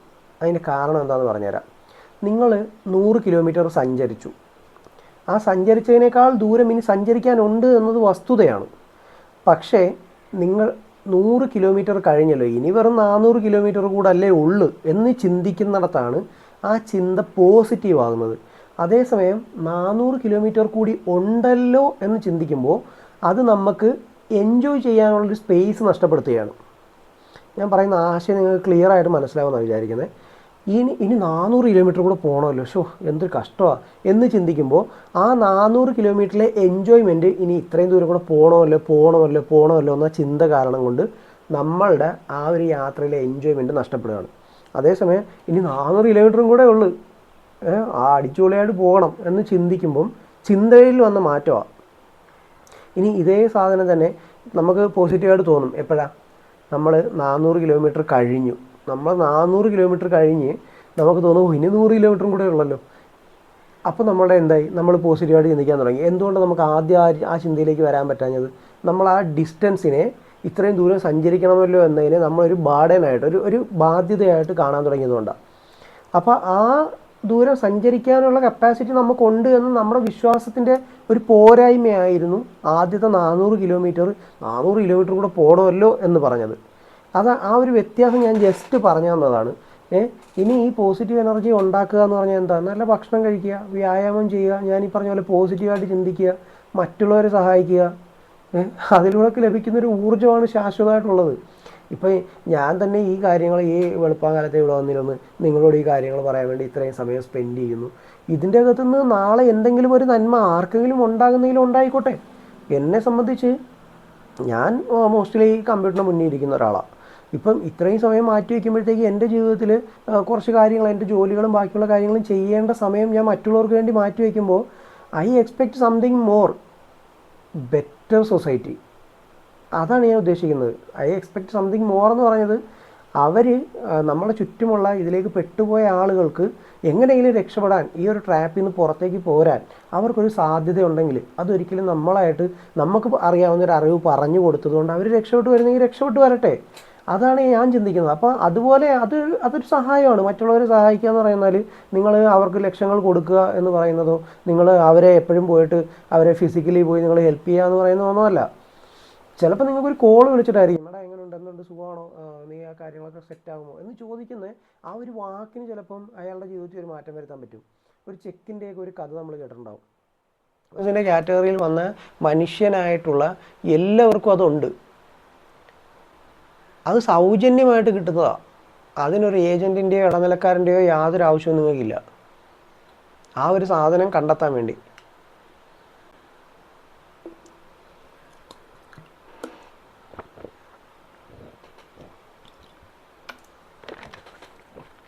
ഞാനീ പറയുന്നത് എന്താ? ഞാൻ ആക്ച്വലി ഈ പറഞ്ഞു തരുന്നത് എന്താണെന്ന് വെച്ച് കഴിഞ്ഞാൽ നിങ്ങൾ ദൈവത്തെ വിശ്വസിക്കേണ്ട എന്നല്ല, നിങ്ങൾ ഒരു വിശ്വാസത്തിൽ പോകണ്ട എന്നല്ല ഞാൻ നിങ്ങളോട് പറഞ്ഞു തരുന്നത്. പക്ഷേ നിങ്ങൾ ഉപയോഗിക്കേണ്ടത് എന്താണ്? നിങ്ങൾക്ക് ദൈവം അല്ലെങ്കിൽ അങ്ങനെ ഒരു പവർ ഉണ്ടെങ്കിൽ ആ പവർ നിങ്ങൾക്ക് തന്ന ഏറ്റവും വലിയ വരദാനമാണ് നിങ്ങളുടെ ബുദ്ധി, നിങ്ങളുടെ ലോജിക്ക്, നിങ്ങളുടെ ഇൻ്റലിജൻസ്. ആ സാധനത്തിൽ നിങ്ങൾ വിശ്വസിക്കാനേ ഞാൻ പറയുന്നുള്ളൂ. പ്ലാസിബോ എഫക്റ്റിനെ കുറിച്ച് നിങ്ങൾക്ക് ഗൂഗിളിൽ സെർച്ച് ചെയ്ത് നോക്കിയാൽ കാണാം. അത് എന്താണ് നമ്മളുടെ ശരീരത്തിൽ ചെയ്യുക എന്നുള്ളത് എക്സാക്റ്റ് ആയിട്ട് നിങ്ങൾക്ക് മനസ്സിലാക്കാൻ പറ്റും. ഇനി ഈ ഇൻട്രാക്ഷൻസ് നിങ്ങളിൽ എത്ര പേർക്ക് ഈ പ്ലാസിബോ എഫക്റ്റ് അനുഭവം ഉണ്ടായിട്ടുണ്ടെന്ന് ചോദിച്ചു കഴിഞ്ഞാൽ ചിലപ്പോൾ നിങ്ങളിൽ പല ആളുകൾക്കും ഇതുണ്ടായിട്ടുണ്ടാവും. ഉദാഹരണം പറയുന്നത്, നമ്മളിപ്പോൾ നമ്മളെ സ്നേഹിക്കുന്ന ഒരാൾ, മറ്റേ ബൈജുവിൻ്റെ ഒരു വീഡിയോ ഉണ്ട്, മദ്യപിച്ചിട്ട് എനിക്ക് തലവേദന വന്നു കഴിഞ്ഞാൽ ഞാൻ ചെയ്യുന്നത് എന്താണെന്ന് വെച്ച് കഴിഞ്ഞാൽ നേരെ പോകും, എന്നിട്ട് മറ്റേ രാമച്ചൊക്കെ ഇട്ട് കുളിച്ചിട്ട് പോയി കിടക്കുമ്പോൾ എൻ്റെ ഭാര്യ വന്നിട്ട് ഇങ്ങനെ വിക്സ് ഇട്ട് തടയി തരും, അപ്പോൾ എൻ്റെ തലവേദന പോകും എന്ന് പറയുന്ന ഒരു കോമഡി ഉണ്ട്. അപ്പോൾ ഇവിടെ തന്നെ മറ്റേ കള്ളു കുടിച്ചുകൊണ്ടിരിക്കുന്ന അവൻ പറയും ഞാനിങ്ങനെ പോകാം, എന്നിട്ട് മറ്റേ രാധാസിൻ്റെ കാന്തിയും മഞ്ഞളിൻ്റെ ഇതൊക്കെയുള്ള പ്രാന്താസ് സോപ്പിട്ട് കുളിച്ചിട്ട് ഞാനും കിടക്കാം, അപ്പോൾ ഒന്ന് വിടുമോന്ന്. ആരെയാ? മറ്റവൻ്റെ വൈഫിനെ നെറ്റിയിൽ ഇതിട്ട് കൊടുക്കാൻ വേണ്ടി വിടുമോയെന്ന് ചോദിക്കുന്നൊരു സെക്ഷനുണ്ട്. അപ്പോൾ അതുപോലെ അവൻ്റെ വൈഫ് വന്നാൽ മാത്രം ആ വിക്സ് ഇട്ട് കൊടുക്കണമെന്നുള്ളതേ ഉള്ളായിരുന്നു അവിടെ. അതാണ് അതിൻ്റെ ടാർഗറ്റ്, അതാണ് അവൻ ഉദ്ദേശിച്ചത്, മറ്റവൻ പറയാൻ ഉദ്ദേശിച്ചത്. പക്ഷേ ഇവൻ ചോദിച്ചപ്പോൾ എന്ത് ചെയ്തു? അവൻ്റെ വൈഫിനെയും കൂടെ ചോദിച്ചു. അപ്പോൾ ഇതുപോലെയാണ് നിങ്ങളുടെ വിശ്വാസം ഈ പറഞ്ഞ ടീം നിങ്ങളോട് ചോദിക്കുന്നത്. അപ്പോൾ അത് നിങ്ങൾ മനസ്സിലാക്കി വെക്കുക. അല്ലാതെ അവർക്ക് എന്തെങ്കിലും സ്പെഷ്യൽ പവർ ഉണ്ടെങ്കിൽ അത് നിങ്ങൾക്കും ഉണ്ട്. അവർക്കുള്ള അതേ ഐറ്റംസ് എല്ലാം നിങ്ങളുടെ ഇൻറ്റേർണലും ഉണ്ട്. നിങ്ങളുടെ ഇൻറ്റേർണൽ ആൻറ്റിനാസും നിങ്ങളുടെ റിസീവേഴ്സും നിങ്ങളുടെ ട്രാൻസ്മിറ്ററുകളും എല്ലാം അതുപോലെ തന്നെയാണ്. മനസ്സിലായോ? ഇനി അടുത്തൊരു ടൂള്, അതായത് ഇതിപ്പോൾ നമ്മൾ ട്രാപ്പിൽ പോയി പെടുമല്ലോ, നമ്മളെന്തായാലും പെടും, അത് 100% ഉറപ്പാണ്. പെട്ട ആളുകളൊക്കെ ഇഷ്ടം പോലെ ഉണ്ട്, തെളിവുകളുണ്ട്. അപ്പോൾ പെടുമെന്നുള്ള കാര്യത്തിൽ ഒരു സംശയവും വേണ്ട. ഇവിടെ ഈ പെട്ട ആളുകളെ പിടിച്ചു നിർത്താൻ വേണ്ടി ഉപയോഗിക്കുന്ന ഒരു വലിയ സാധനമുണ്ട്. അതെന്താ? ഒരു പശയാണ്. അവിടെ ചെന്ന് കഴിഞ്ഞാൽ പിന്നെ അവിടെ ഒട്ടിപ്പിടിച്ച് അവിടെ ഇരിക്കണം. ആ രീതിയിൽ ഒട്ടിച്ച് വയ്ക്കാൻ വേണ്ടിയിട്ട് ഇവർ ഉപയോഗിക്കുന്നൊരു പശയുണ്ട്. അത് അടിമത്തത്തിൻ്റെ മനഃശാസ്ത്രം എന്ന് പറയാവുന്ന ടൂൾ ഓഫ് കൺട്രോളാണ്. നിങ്ങളവിടെ ചെന്ന് പെട്ടാൽ നിങ്ങളെ അവിടെ പിടിച്ചിരുത്താൻ പറ്റുന്ന, നിങ്ങൾക്കിനി ഇവിടെ അല്ലാതെ വേറൊരു രക്ഷയില്ല. നിങ്ങളിവിടെ വന്നത് നിങ്ങൾ ഏറ്റവും വലിയ നേട്ടത്തിൻ്റെ പാതയിലാണ്. നിങ്ങൾ ഇവിടുന്ന് പോയി കഴിഞ്ഞാൽ നിങ്ങൾക്ക് പിന്നെ ഒരു നെക്സ്റ്റ് ബസ് സ്റ്റോപ്പ് വേറെ ഇല്ല. ഇത് ലാസ്റ്റ് സ്റ്റോപ്പാണ്. ഇവിടുന്ന് അല്ലാതെ നിങ്ങൾക്ക് വേറെ എവിടുന്ന് ഇത് കിട്ടത്തില്ല. ഇവിടുന്ന് എങ്ങാണ് നിങ്ങൾ വിട്ടുപോയെന്ന് വെച്ചോ, തീർന്ന്. നീ തീർന്ന്. ഈ ഒരു കാര്യം പറയുക എന്ന് പറയുന്നത് ഭയപ്പെടുത്തുകയാണ്. അപ്പോൾ അവരുപയോഗിക്കുന്ന ഭയം എന്ന് പറയുന്ന ഒരു ആയുധമാണ്. എന്തിനാണ് നമ്മൾ ഭയപ്പെടുന്നത്? ഒന്ന് ആലോചിച്ച് നോക്കിയേ. മനുഷ്യൻ്റെ ഏറ്റവും അടിസ്ഥാനപരമായിട്ടുള്ള ഒരു വികാരമാണ് ഈ ഭയം എന്ന് പറയുന്നത്, പേടി എന്ന് പറയുന്നത്. പണ്ട് മനുഷ്യൻ്റെ ഇങ്ങനെ ചരിത്രം പരിശോധിച്ച് കഴിഞ്ഞാൽ നമ്മൾ ഗുഹകളിലാണ് താമസിച്ചിരുന്നത്. പണ്ടത്തെ മനുഷ്യൻ ഗുഹകളിൽ ജീവിച്ചിരുന്ന കാലമാണ്. അപ്പോൾ ആ കാലത്ത് നമ്മൾ പേടിച്ചിരുന്നതെന്ന് പറയുന്നത് ഈ വന്യജീവികളൊക്കെ നമ്മളെ ആക്രമിക്കാൻ വേണ്ടിയിട്ട് വരും. ആ ഒരു ഭയം നമുക്കുണ്ടായിരുന്നു. അപ്പോൾ അതിനുവേണ്ടി നമ്മൾ ഗുഹകളിൽ പോയി താമസിച്ചു. അതായത് കാട്ടിലെവിടെയെങ്കിലും നമ്മൾ വല്ല മരത്തിൻ്റെ ചുവട്ടിലൊക്കെ കിടന്ന് ഉറങ്ങിക്കഴിഞ്ഞാൽ നമ്മളെ ഈ വന്യജീവികളൊന്ന് പിടിച്ചു തിന്നുമെന്നൊരു പേടി നമുക്കുണ്ട്. അതുകൊണ്ട് നമ്മൾ എന്ത് ചെയ്തു? ഗുഹകൾ കണ്ടെത്തി അതിന് വാതിലുകളൊക്കെ റെഡിയാക്കി അതിൻ്റെ ഉള്ളിൽ നമ്മൾ താമസിക്കാൻ തുടങ്ങി. അപ്പോൾ അവിടെ നമ്മളുടെ പിടിച്ചു തിന്നുമെന്ന ഭയം തന്നെയാണ് നമ്മളെന്ത് ചെയ്തത്? സർവൈവ് ചെയ്തത്. നമ്മളുടെ മനുഷ്യകുലത്തിനെ സർവൈവ് ചെയ്യാൻ വേണ്ടി സഹായിച്ചത്, അല്ലെങ്കിൽ ഇന്ന് കാണുന്ന സാഹചര്യത്തിലേക്ക് എത്തിച്ചതിൻ്റെ പിന്നിൽ ഭയമുണ്ട് അല്ലേ? ഇപ്പോഴും നമ്മൾ ഭയപ്പെടുന്നുണ്ട്. നമ്മളുടെ ഏറ്റവും പ്രധാനപ്പെട്ട ഒരു ഡാം, അത് എപ്പോഴെങ്കിലും പൊട്ടുമോ എന്ന് ഭയപ്പെടുന്നുണ്ട്. കേരളം ഭയപ്പെടുന്നുണ്ട്. അതുപോലെ അറബിക്കടലിൽ ഒരു സുനാമി വരുന്നു എന്ന് കേട്ടാൽ നമ്മൾ ഭയപ്പെടും. അപ്പോൾ അവിടെയൊക്കെ നമ്മൾ നമ്മുടെ സർവൈവലിനെ ബേസ് ചെയ്താണ് നമ്മൾ ഈ ഭയം എന്ന് പറയുന്ന ഒരു മൊഡ്യൂൾ നമ്മുടെ ഉള്ളിൽ ഇൻസേർട്ട് ചെയ്തിരിക്കുന്നത്. നമ്മളുടെ സർവൈവലിന് വേണ്ടിയിട്ടാണ്. നമ്മൾ രക്ഷപ്പെടണമെന്ന് ആഗ്രഹിക്കുന്ന ഒരു രീതിയിൽ നമുക്കുണ്ടാകുന്നതാണ് ഈ ഭയം. അപ്പോൾ ശരിക്കും ഈ ഒരു സ്വാഭാവികമായ ഒരു വികാരത്തെ ഇവരെന്ത് ചെയ്യും? ചിന്തകളൊക്കെ നടക്കുന്നതെന്ന് പറഞ്ഞാൽ പ്രീ ഫ്രണ്ടൽ കോർട്ടെക്സ് എന്ന് പറയുന്ന ഒരു ഭാഗത്താണ്. നമ്മൾ യുക്തി വെച്ച് ചിന്തിക്കുന്നതെല്ലാം ഈ പ്രീ ഫ്രണ്ടൽ കോർട്ടെക്സിലാണ്. അത് താൽക്കാലികമായി ഓഫാവും. ഈ അമിഗ്ഡല ഉണർന്നാൽ, അതായത് ഭയം എന്ന് പറയുന്നത് ഉണർന്നാൽ നമ്മളുടെ പ്രീ ഫ്രണ്ടൽ കോർട്ടെക്സ് എന്താവും? ഓഫായി പോവും. അങ്ങനെ ഓഫാകുന്ന സമയത്ത് ഇവർ നമ്മളിലേക്ക് കൂടുതൽ ആക്സസ് ചെയ്യും. അതായത് ഇപ്പോൾ അതിൻ്റെ ഒരു തന്ത്രപരമായിട്ടൊരു പ്രവർത്തനം എങ്ങനെയാണെന്ന് പറഞ്ഞുതരാം. നിൻ്റെ കുടുംബത്തിന് വലിയൊരു ആപത്ത് വരാനിരിക്കുക. എൻ്റെ കമൻറ്റുകളിലൊക്കെ വന്നിട്ട് എൻ്റെ കുടുംബത്തിനെയും മക്കളെയും ഒക്കെ അവരനുഭവിക്കാൻ പോകുന്നു എന്ന് പറഞ്ഞിട്ട് കമൻറ്റ് ചെയ്ത ചില ആളുകളൊക്കെ ഉണ്ട്. നിങ്ങൾ കണ്ടിട്ടുണ്ടാവും. ഞാൻ അവർക്ക് അതിനേക്കാൾ ശക്തമായ രീതിയിൽ മറുപടി ഞാൻ കൊടുത്തിട്ടുണ്ട്. നിനക്കൊക്കെ എന്ത് ബോധമുണ്ടെന്ന് ചോദിച്ചിട്ട് ഞാൻ മറുപടി കൊടുത്തിട്ടുണ്ട്. അപ്പോൾ അവിടെയൊക്കെ അവർ ചെയ്യുന്ന എന്താണ്? നമ്മളുടെ ഉള്ളിലൊരു ഭയം ജനറേറ്റ് ചെയ്യുകയാണ്. ഇവനെതിരെ സംസാരിച്ച് കഴിഞ്ഞാൽ എനിക്കെന്തോ പറ്റും, എൻ്റെ ഫാമിലിക്ക് എന്തോ പറ്റും. ഈ ഒരു തോട്ട്സ് നമ്മുടെ ഇൻറ്റേർണലി നമ്മുടെ മനസ്സിലേക്ക് ഇട്ട് തരാൻ വേണ്ടിയിട്ടാണ് അവർ ശ്രമിക്കുന്നത്. അപ്പോൾ ഈ ഒരു സംഭവം വരുമ്പോഴത്തേക്കും നമ്മൾ എന്ത് ചെയ്യും? നമ്മുടെ അമിഗ്ഡല ഉണരും. അതോടുകൂടി നമ്മുടെ ബുദ്ധി പ്രവർത്തിക്കാതാവും. നമുക്ക് ഭയം കൂടിക്കഴിയുമ്പോൾ നമ്മളുടെ ബുദ്ധി ഉണ്ടല്ലോ, ഇൻ്റലിജൻസ്, അത് വർക്ക് ചെയ്യത്തില്ല. ആ ഒരു സമയം ഇവർക്ക് മുതലെടുക്കാൻ പറ്റുന്ന സമയമാണ്. ആ സമയത്ത് അവരെന്ത് പരിഹാരമാണ് പറയുന്നതെങ്കിലും അത് നമ്മൾ കണ്ണു അടച്ച്, അതിന് വിഡ്ഢിത്തമായിക്കോട്ടെ പൊട്ടത്തരമായിക്കോട്ടെ എന്ത് തേങ്ങ ആയിക്കോട്ടെ നമ്മളത് അങ്ങോട്ട് അക്സെപ്റ്റ് ചെയ്യാൻ തുടങ്ങും. കാരണം എന്താ, നമ്മൾ ചിന്തിക്കുന്നത് എന്തുവാ, നമുക്ക് ആ ഒരു ആപത്തിൽ നിന്ന് രക്ഷപ്പെടണം, നമുക്ക് ആ ഒരു ആപത്തിൽ നിന്ന് രക്ഷപ്പെടണം. അതിൽ കൂടുതൽ നമുക്കൊന്നുമില്ല. കാര്യം ഞാൻ നേരത്തെ പറഞ്ഞു, നമ്മളുടെ ഈ ഭയം എന്ന് പറയുന്ന വികാരം നമുക്ക് ദൈവം എന്ന് പറയുന്ന കോൺസെപ്റ്റ് അല്ലെങ്കിൽ ഈ പ്രകൃതി നമ്മളുടെ ഉള്ളിലേക്ക് ഇൻസെർട്ട് ചെയ്തത് സർവൈവലിന് വേണ്ടിയാണ്, രക്ഷപ്പെടാൻ വേണ്ടിയാണ്. ഓരോ അപകടങ്ങളിൽ നിന്നും ഇപ്പം കുത്തി ഒഴുകി വരുന്ന ഒരു മലവെള്ളം ഇങ്ങനെ കുത്തി ഒഴുകി വരുന്നുണ്ട്, നമ്മൾ ഓടത്തില്ലേ? ഓടും. നമ്മളൊരു കാർ ഇടിക്കാൻ വന്നാൽ നമ്മൾ ഓടത്തില്ലേ? ഓടും. പാമ്പ് കുത്താൻ വന്നാൽ നമ്മൾ ഓടത്തില്ലേ? ഓടും. കാര്യം എന്താ, അവിടെ എല്ലാം നമുക്ക് ഈ ഭയമാണ് പ്രവർത്തിക്കുന്നത്. എന്നാൽ ചിലപ്പോൾ ഇപ്പോൾ ഇനി എഴഞ്ഞു വരുന്ന ഒരു മഞ്ഞച്ചേരയാണെങ്കിൽ അതിന് വിഷമില്ലെന്ന് നമുക്ക് അറിയാമെങ്കിൽ പോലും നമ്മൾ ഓടും. കാരണം എന്താ, നമ്മൾ ആ ഭയമാണ് അപ്പോൾ അവിടെ കൺട്രോൾ ചെയ്യുന്നത്. അവിടെ ഈ അമിഗ്ഡല ഉണർന്നു, പ്രീകോർട്ടക്സ് ഒക്കെ സൈലൻ്റായി, എല്ലാവരും ഓഫായി. നമ്മൾ പിന്നെ അതിനെക്കുറിച്ച് ഒന്നും ചിന്തിക്കത്തില്ല, നമ്മൾ ഓടുക എന്നുള്ളതേ ഉള്ളൂ, ഓടി രക്ഷപ്പെടുക. ആ ഒരു സാധനമാണ് ഈ ആപത്തിൽ നിന്ന് രക്ഷപ്പെടാൻ വേണ്ടി നമുക്ക് ദൈവം തന്നൊരു ഡിസൈൻ. അങ്ങനെ തന്നെ വിശ്വസിച്ചോളൂ. അല്ലെങ്കിൽ നമ്മൾ സ്വായത്തമാക്കിയ എക്സ്പീരിയൻസിലൂടെ നമ്മൾ സ്വായത്തമാക്കിയ ഒരു സംഭവം നിന്നെ നിരീശ്വരവാദികൾ പറയുന്നെങ്കിൽ അങ്ങനെ, ദൈവവിശ്വാസികൾ അത് ദൈവം തന്ന പവറെന്ന് പറയുന്നെങ്കിൽ അങ്ങനെ. ഞാനിതിലെല്ലാം പെട്ട ആളായതുകൊണ്ട് അത് ശരീരം നമുക്ക് തന്ന ആ ഒരു ഇത്രയും കാലം കൊണ്ട് നമ്മൾ ആർജിച്ചെടുത്ത ആ ഒരു സംഭവം നമ്മളെ എന്ത് ചെയ്യും, ഈ ആപത്തിൽ നിന്ന് രക്ഷപ്പെടാൻ വേണ്ടി നമ്മളെ പ്രേരിപ്പിക്കും. അവിടെ അടുത്തൊരു ട്രാപ്പും കൂടി ഇവരുണ്ടാക്കി വയ്ക്കും. അതാണ് ശാപം. കർസ് എന്ന് പറയുന്നത്, കൺസെപ്റ്റ് ഓഫ് കർസ് എന്താ, നിനക്ക് പിതൃശാപമുണ്ട്, നിനക്ക് സർപ്പദോഷമുണ്ട്, നിനക്ക് കുടുംബത്തിൽ ആരുടെയോ ഒരു ദോഷമുണ്ട്, നിനക്ക് മറ്റേ ദോഷമുണ്ട് മറിച്ച ദോഷമുണ്ടെന്ന് നമ്മളോട് ഇത് പറയും.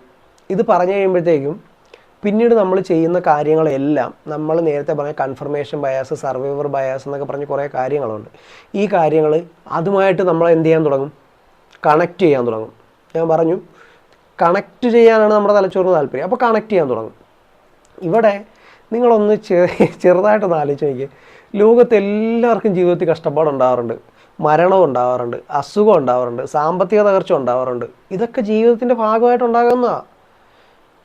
എന്നാൽ ഇതിനെല്ലാം എന്തെങ്കിലും ഒരു ശാപമായിട്ട് ബന്ധിപ്പിച്ച് കഴിഞ്ഞാൽ നിങ്ങൾക്ക് സ്വയം പരിഹരിക്കാൻ പറ്റാത്തൊരു പ്രശ്നമായിട്ട് അതങ്ങ് മാറും.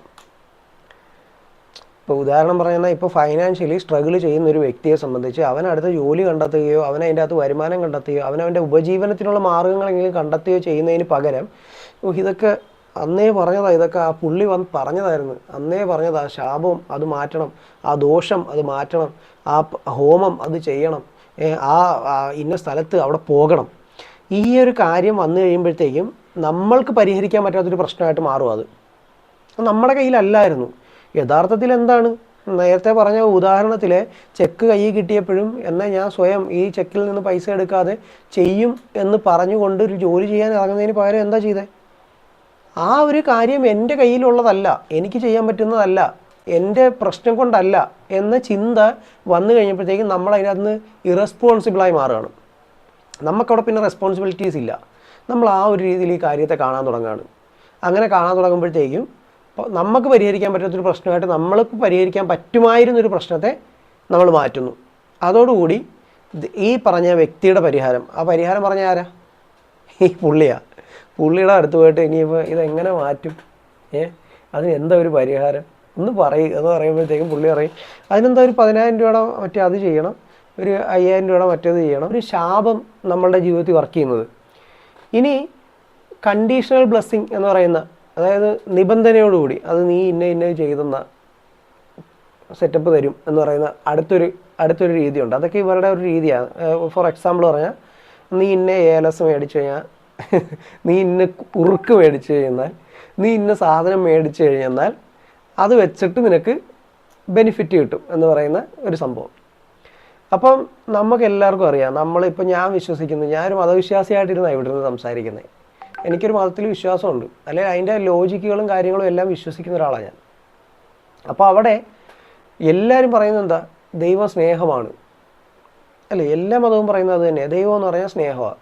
എന്നാൽ ഈ ചൂഷകരെന്താ പറയുക, യുവമാർ പറയുന്നത് ഞങ്ങളുടെ പ്രോഗ്രാമിൻ്റെ അകത്ത് ഇനി അടുത്തൊരു നെക്സ്റ്റ് ലെവലുണ്ട് അല്ലേ. നമ്മുടെ ഇപ്പോൾ പുള്ളി പറഞ്ഞ പോലെ, നജീമ ഷാഹിദ് പറഞ്ഞ പോലെ അവർ പറയും അടുത്തൊരു തലമുണ്ട് ഇതിന്, ഒരു എക്സ്പെക്ടേഷൻ എന്ന് പറയുന്ന തലമുണ്ട്, ഒരു അഡ്വാൻസ് എന്ന് പറയുന്ന തലമുണ്ട്.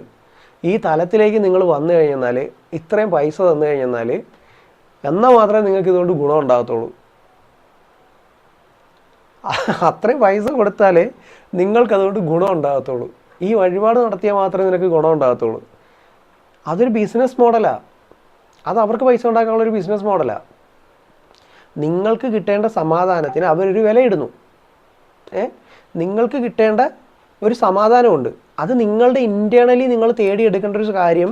നിങ്ങൾ വേറൊരാളെ ആശ്രയിക്കുമ്പോൾ, അതിപ്പോൾ നമ്മുടെ സുഹൃത്തുക്കളോട് സംസാരിച്ച് നമുക്ക് സമാധാനം കിട്ടാറുണ്ടല്ലോ, നമ്മളെന്തെങ്കിലും കാര്യങ്ങൾ സംസാരിക്കുമ്പോൾ. അതേ കാര്യം തന്നെ സുഹൃത്ത് പറയുകയാണ് ഇന്ന ആളുടെ പോയി കഴിഞ്ഞാൽ നമ്മുടെ ഈ പ്രശ്നം മാറും എന്ന് പറഞ്ഞ് ആ ഒരു വിശ്വാസമായിട്ട് നമ്മൾ അവിടെ ചെല്ലുമ്പോൾ അയാൾ പറയുകയാണ് ഒരു 10,000 രൂപയുടെ ഒരു പരിപാടി ഉണ്ട്, അത് ചെയ്ത് കഴിഞ്ഞാൽ അത് സെറ്റാവും. ഒന്ന് ആലോചിച്ച് നോക്കിയാൽ, എത്രയും ഫൈനാൻഷ്യലി സ്ട്രഗിൾ ചെയ്യുന്ന ഒരു സമയത്ത് അടുത്തൊരു 10,000 രൂപയും കൂടെ ചോദിക്കുന്ന അവൻ എന്തിനാ പൈസ ചോദിക്കുന്നത്? അവനാ പൈസ ഇല്ലാതെ നമുക്ക് ശരിയാക്കി തന്നൂടെ? അവൻ എന്നിട്ട് അത് കാരണം കൊണ്ട് ശരിയായി എന്നാൽ ഇപ്പം തൽക്കാലം മറ്റേ പണ്ടൊക്കെ നെറ്റിൽ നിന്ന് ഇങ്ങനെ സ്പാം കോൾസൊക്കെ വന്ന് മെയിലൊക്കെ വന്നിട്ട് നമ്മളോട് പറയും നിങ്ങൾക്ക് 2 കോടി അടിച്ചിട്ടുണ്ട്, അതുകൊണ്ട് അതിനുവേണ്ടി നിങ്ങളൊരു 5 കോടി മുടക്ക് എന്ന് പറയുന്ന പോളിസിയാണ്. ഒന്നുമില്ല, അവൻ പൊട്ടിപ്പൊളിഞ്ഞ് പാളീസായി ചെന്ന ഒരുത്തന് ഇവൻ എന്തെങ്കിലും ചെയ്തു കൊടുക്കാൻ പറ്റുമെങ്കിൽ പിന്നെ ഇവൻ എന്തിനാ പൈസ ചോദിക്കുന്നത്? അവന് ചെയ്തു കൊടുത്തിട്ട് അതിൻ്റെ സർവീസ് ചാർജ് എന്ന് പറയുന്ന രീതിയിൽ ഇത്ര രൂപ സർവീസ് ചാർജ്. എന്തിനാണത്? എന്തെങ്കിലും ഒരു സർവീസ് ചാർജ് വാങ്ങുന്നെങ്കിൽ ദൈവത്തിന് എന്തിനാ കൈക്കൂലി? അല്ലെങ്കിൽ ദൈവത്തിന് ഇവിടെ എണ്ണയും തിരിയും ഇട്ട് പൂവും വെച്ച് മാലയും വെച്ച് കത്തിച്ചാൽ മാത്രമേ പുള്ളി അവിടെ കേൾക്കത്തുള്ളന്നുണ്ടോ? അല്ല. അപ്പോൾ അതൊരു ബിസിനസ് മോഡലാണെന്നാണ് ഞാൻ പറയുന്നത്. എന്ന് വെച്ചാൽ ഞാൻ വിശ്വാസങ്ങളെയോ ബാക്കിയുള്ള കാര്യങ്ങളെയോ ഞാൻ എന്ത് ചെയ്യല്ല, അപമാനിക്കുകയൊന്നുമല്ല. അയാൾ ചെയ്യുന്നത് നിങ്ങളുടെ മനസ്സിലുള്ള, നിങ്ങളുടെ ഒപ്പമുള്ള ഒരു ശക്തിയെ കാണിച്ചു തരാൻ വേണ്ടി, അല്ലെങ്കിൽ നിങ്ങൾക്ക് തന്നെ ഉണ്ടാക്കിയെടുക്കാവുന്ന ഒരു ബിലീഫ് സിസ്റ്റത്തിനെ അയാളുടെ കൺട്രോളിലേക്ക് കൊണ്ടുപോവുകയാണ് ചെയ്യുന്നത്. അപ്പോൾ അവിടെ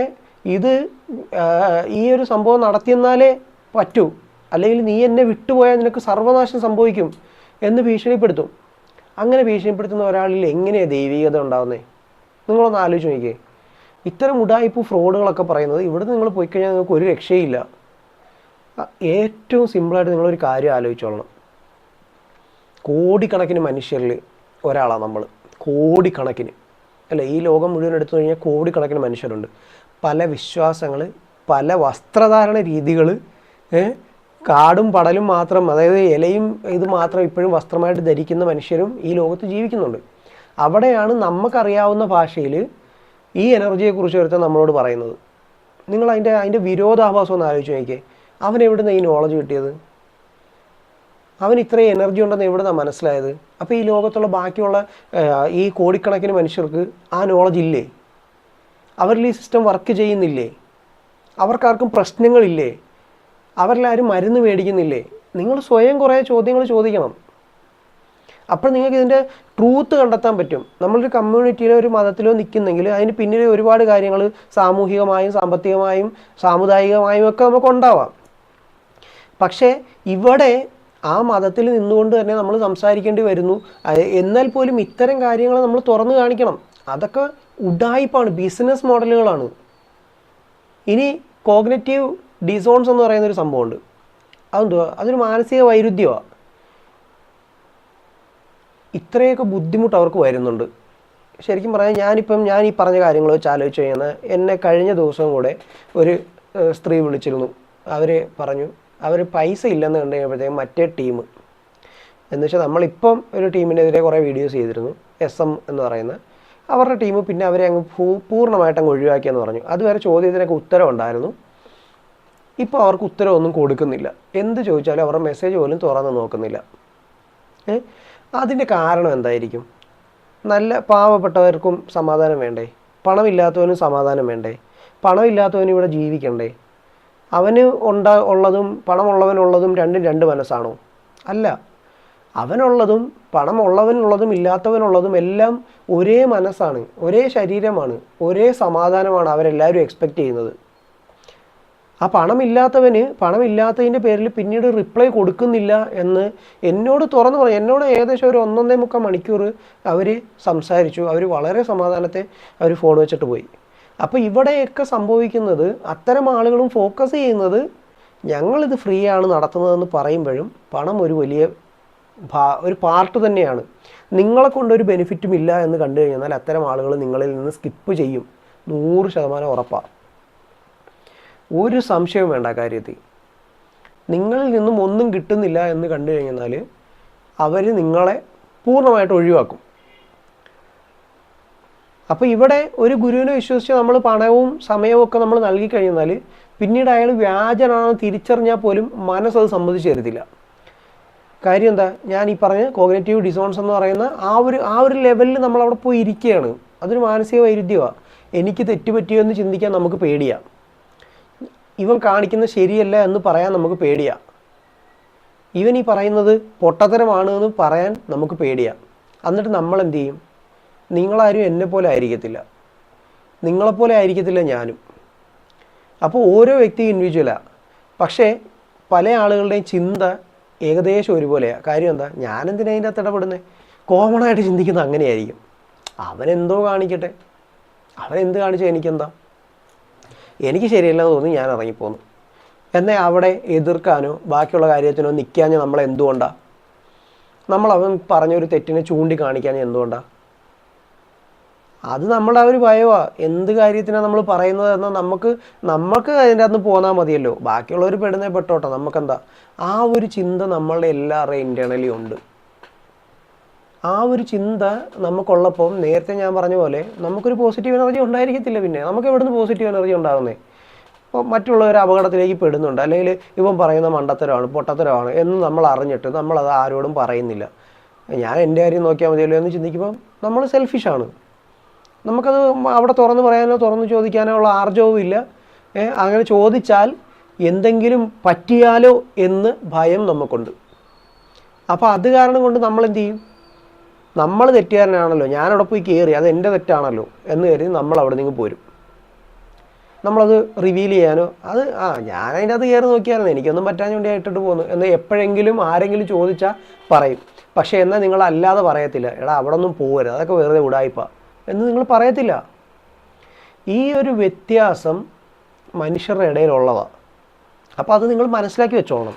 നമ്മളൊരു തെറ്റ് കണ്ടെന്നാൽ അതിനെക്കുറിച്ച് ചോദിക്കണം. ഇപ്പം ഇന്നലെ തന്നെ എൻ്റെ ലൈവിൻ്റെ അകത്ത് ഞാൻ തുടക്കത്തിൽ തന്നെ പറഞ്ഞ കാര്യം അതാ. എനിക്കെതിരെ എൻ്റെ പേരും വെച്ചിട്ട് ഒരുത്തൻ കയറിയപ്പോൾ ഞാൻ അവനെ ഇവിടെ രൂക്ഷമായിട്ട് വിമർശിച്ചിട്ടാണ് ഞാൻ അവരുടെ മീറ്റിങ്ങിൽ കയറി ചെന്നു. അതുകൂടാതെ ഞാൻ പറഞ്ഞു ഞാനല്ല വന്നതെന്ന് പറഞ്ഞു ബോധ്യപ്പെടുത്തി. പിന്നെ ഞാൻ തിരിച്ച് ഇവിടെ ലൈവിൽ വന്ന് അവനെ പൂരം ചീത്തയും വിളിച്ചു. എന്നിട്ട് ഞാൻ 4 മണിക്കൂർ ക്ലാസ് കൊടുത്തിട്ടാണ് ഞാൻ പോയത്.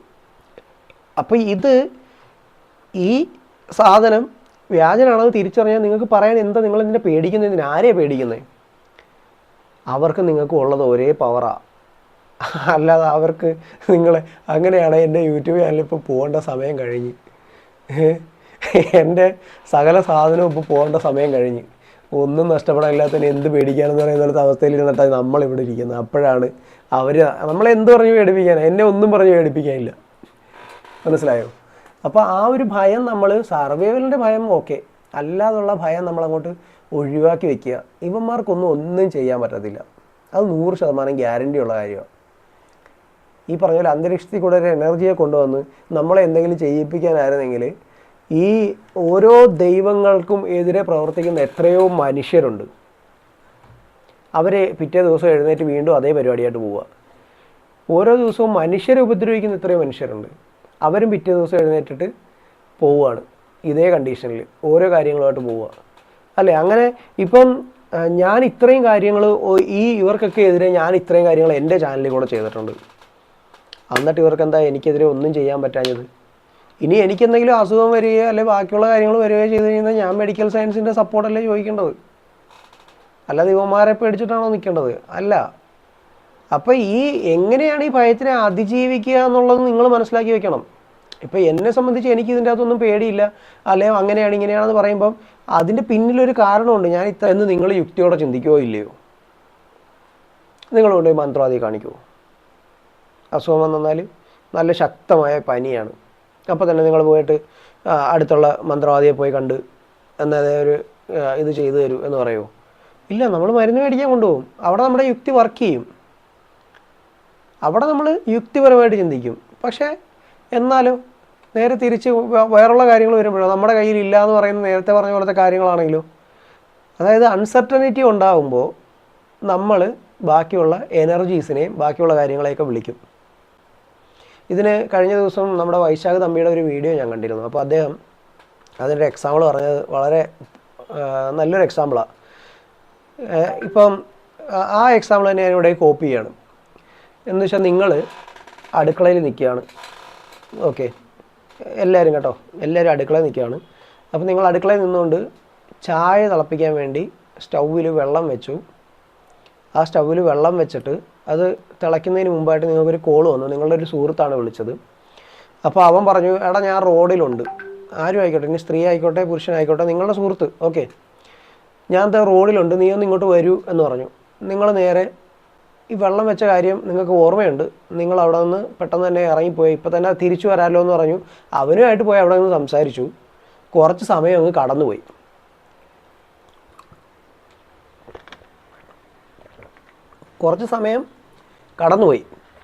അപ്പോൾ എന്ത് സംഭവിക്കും?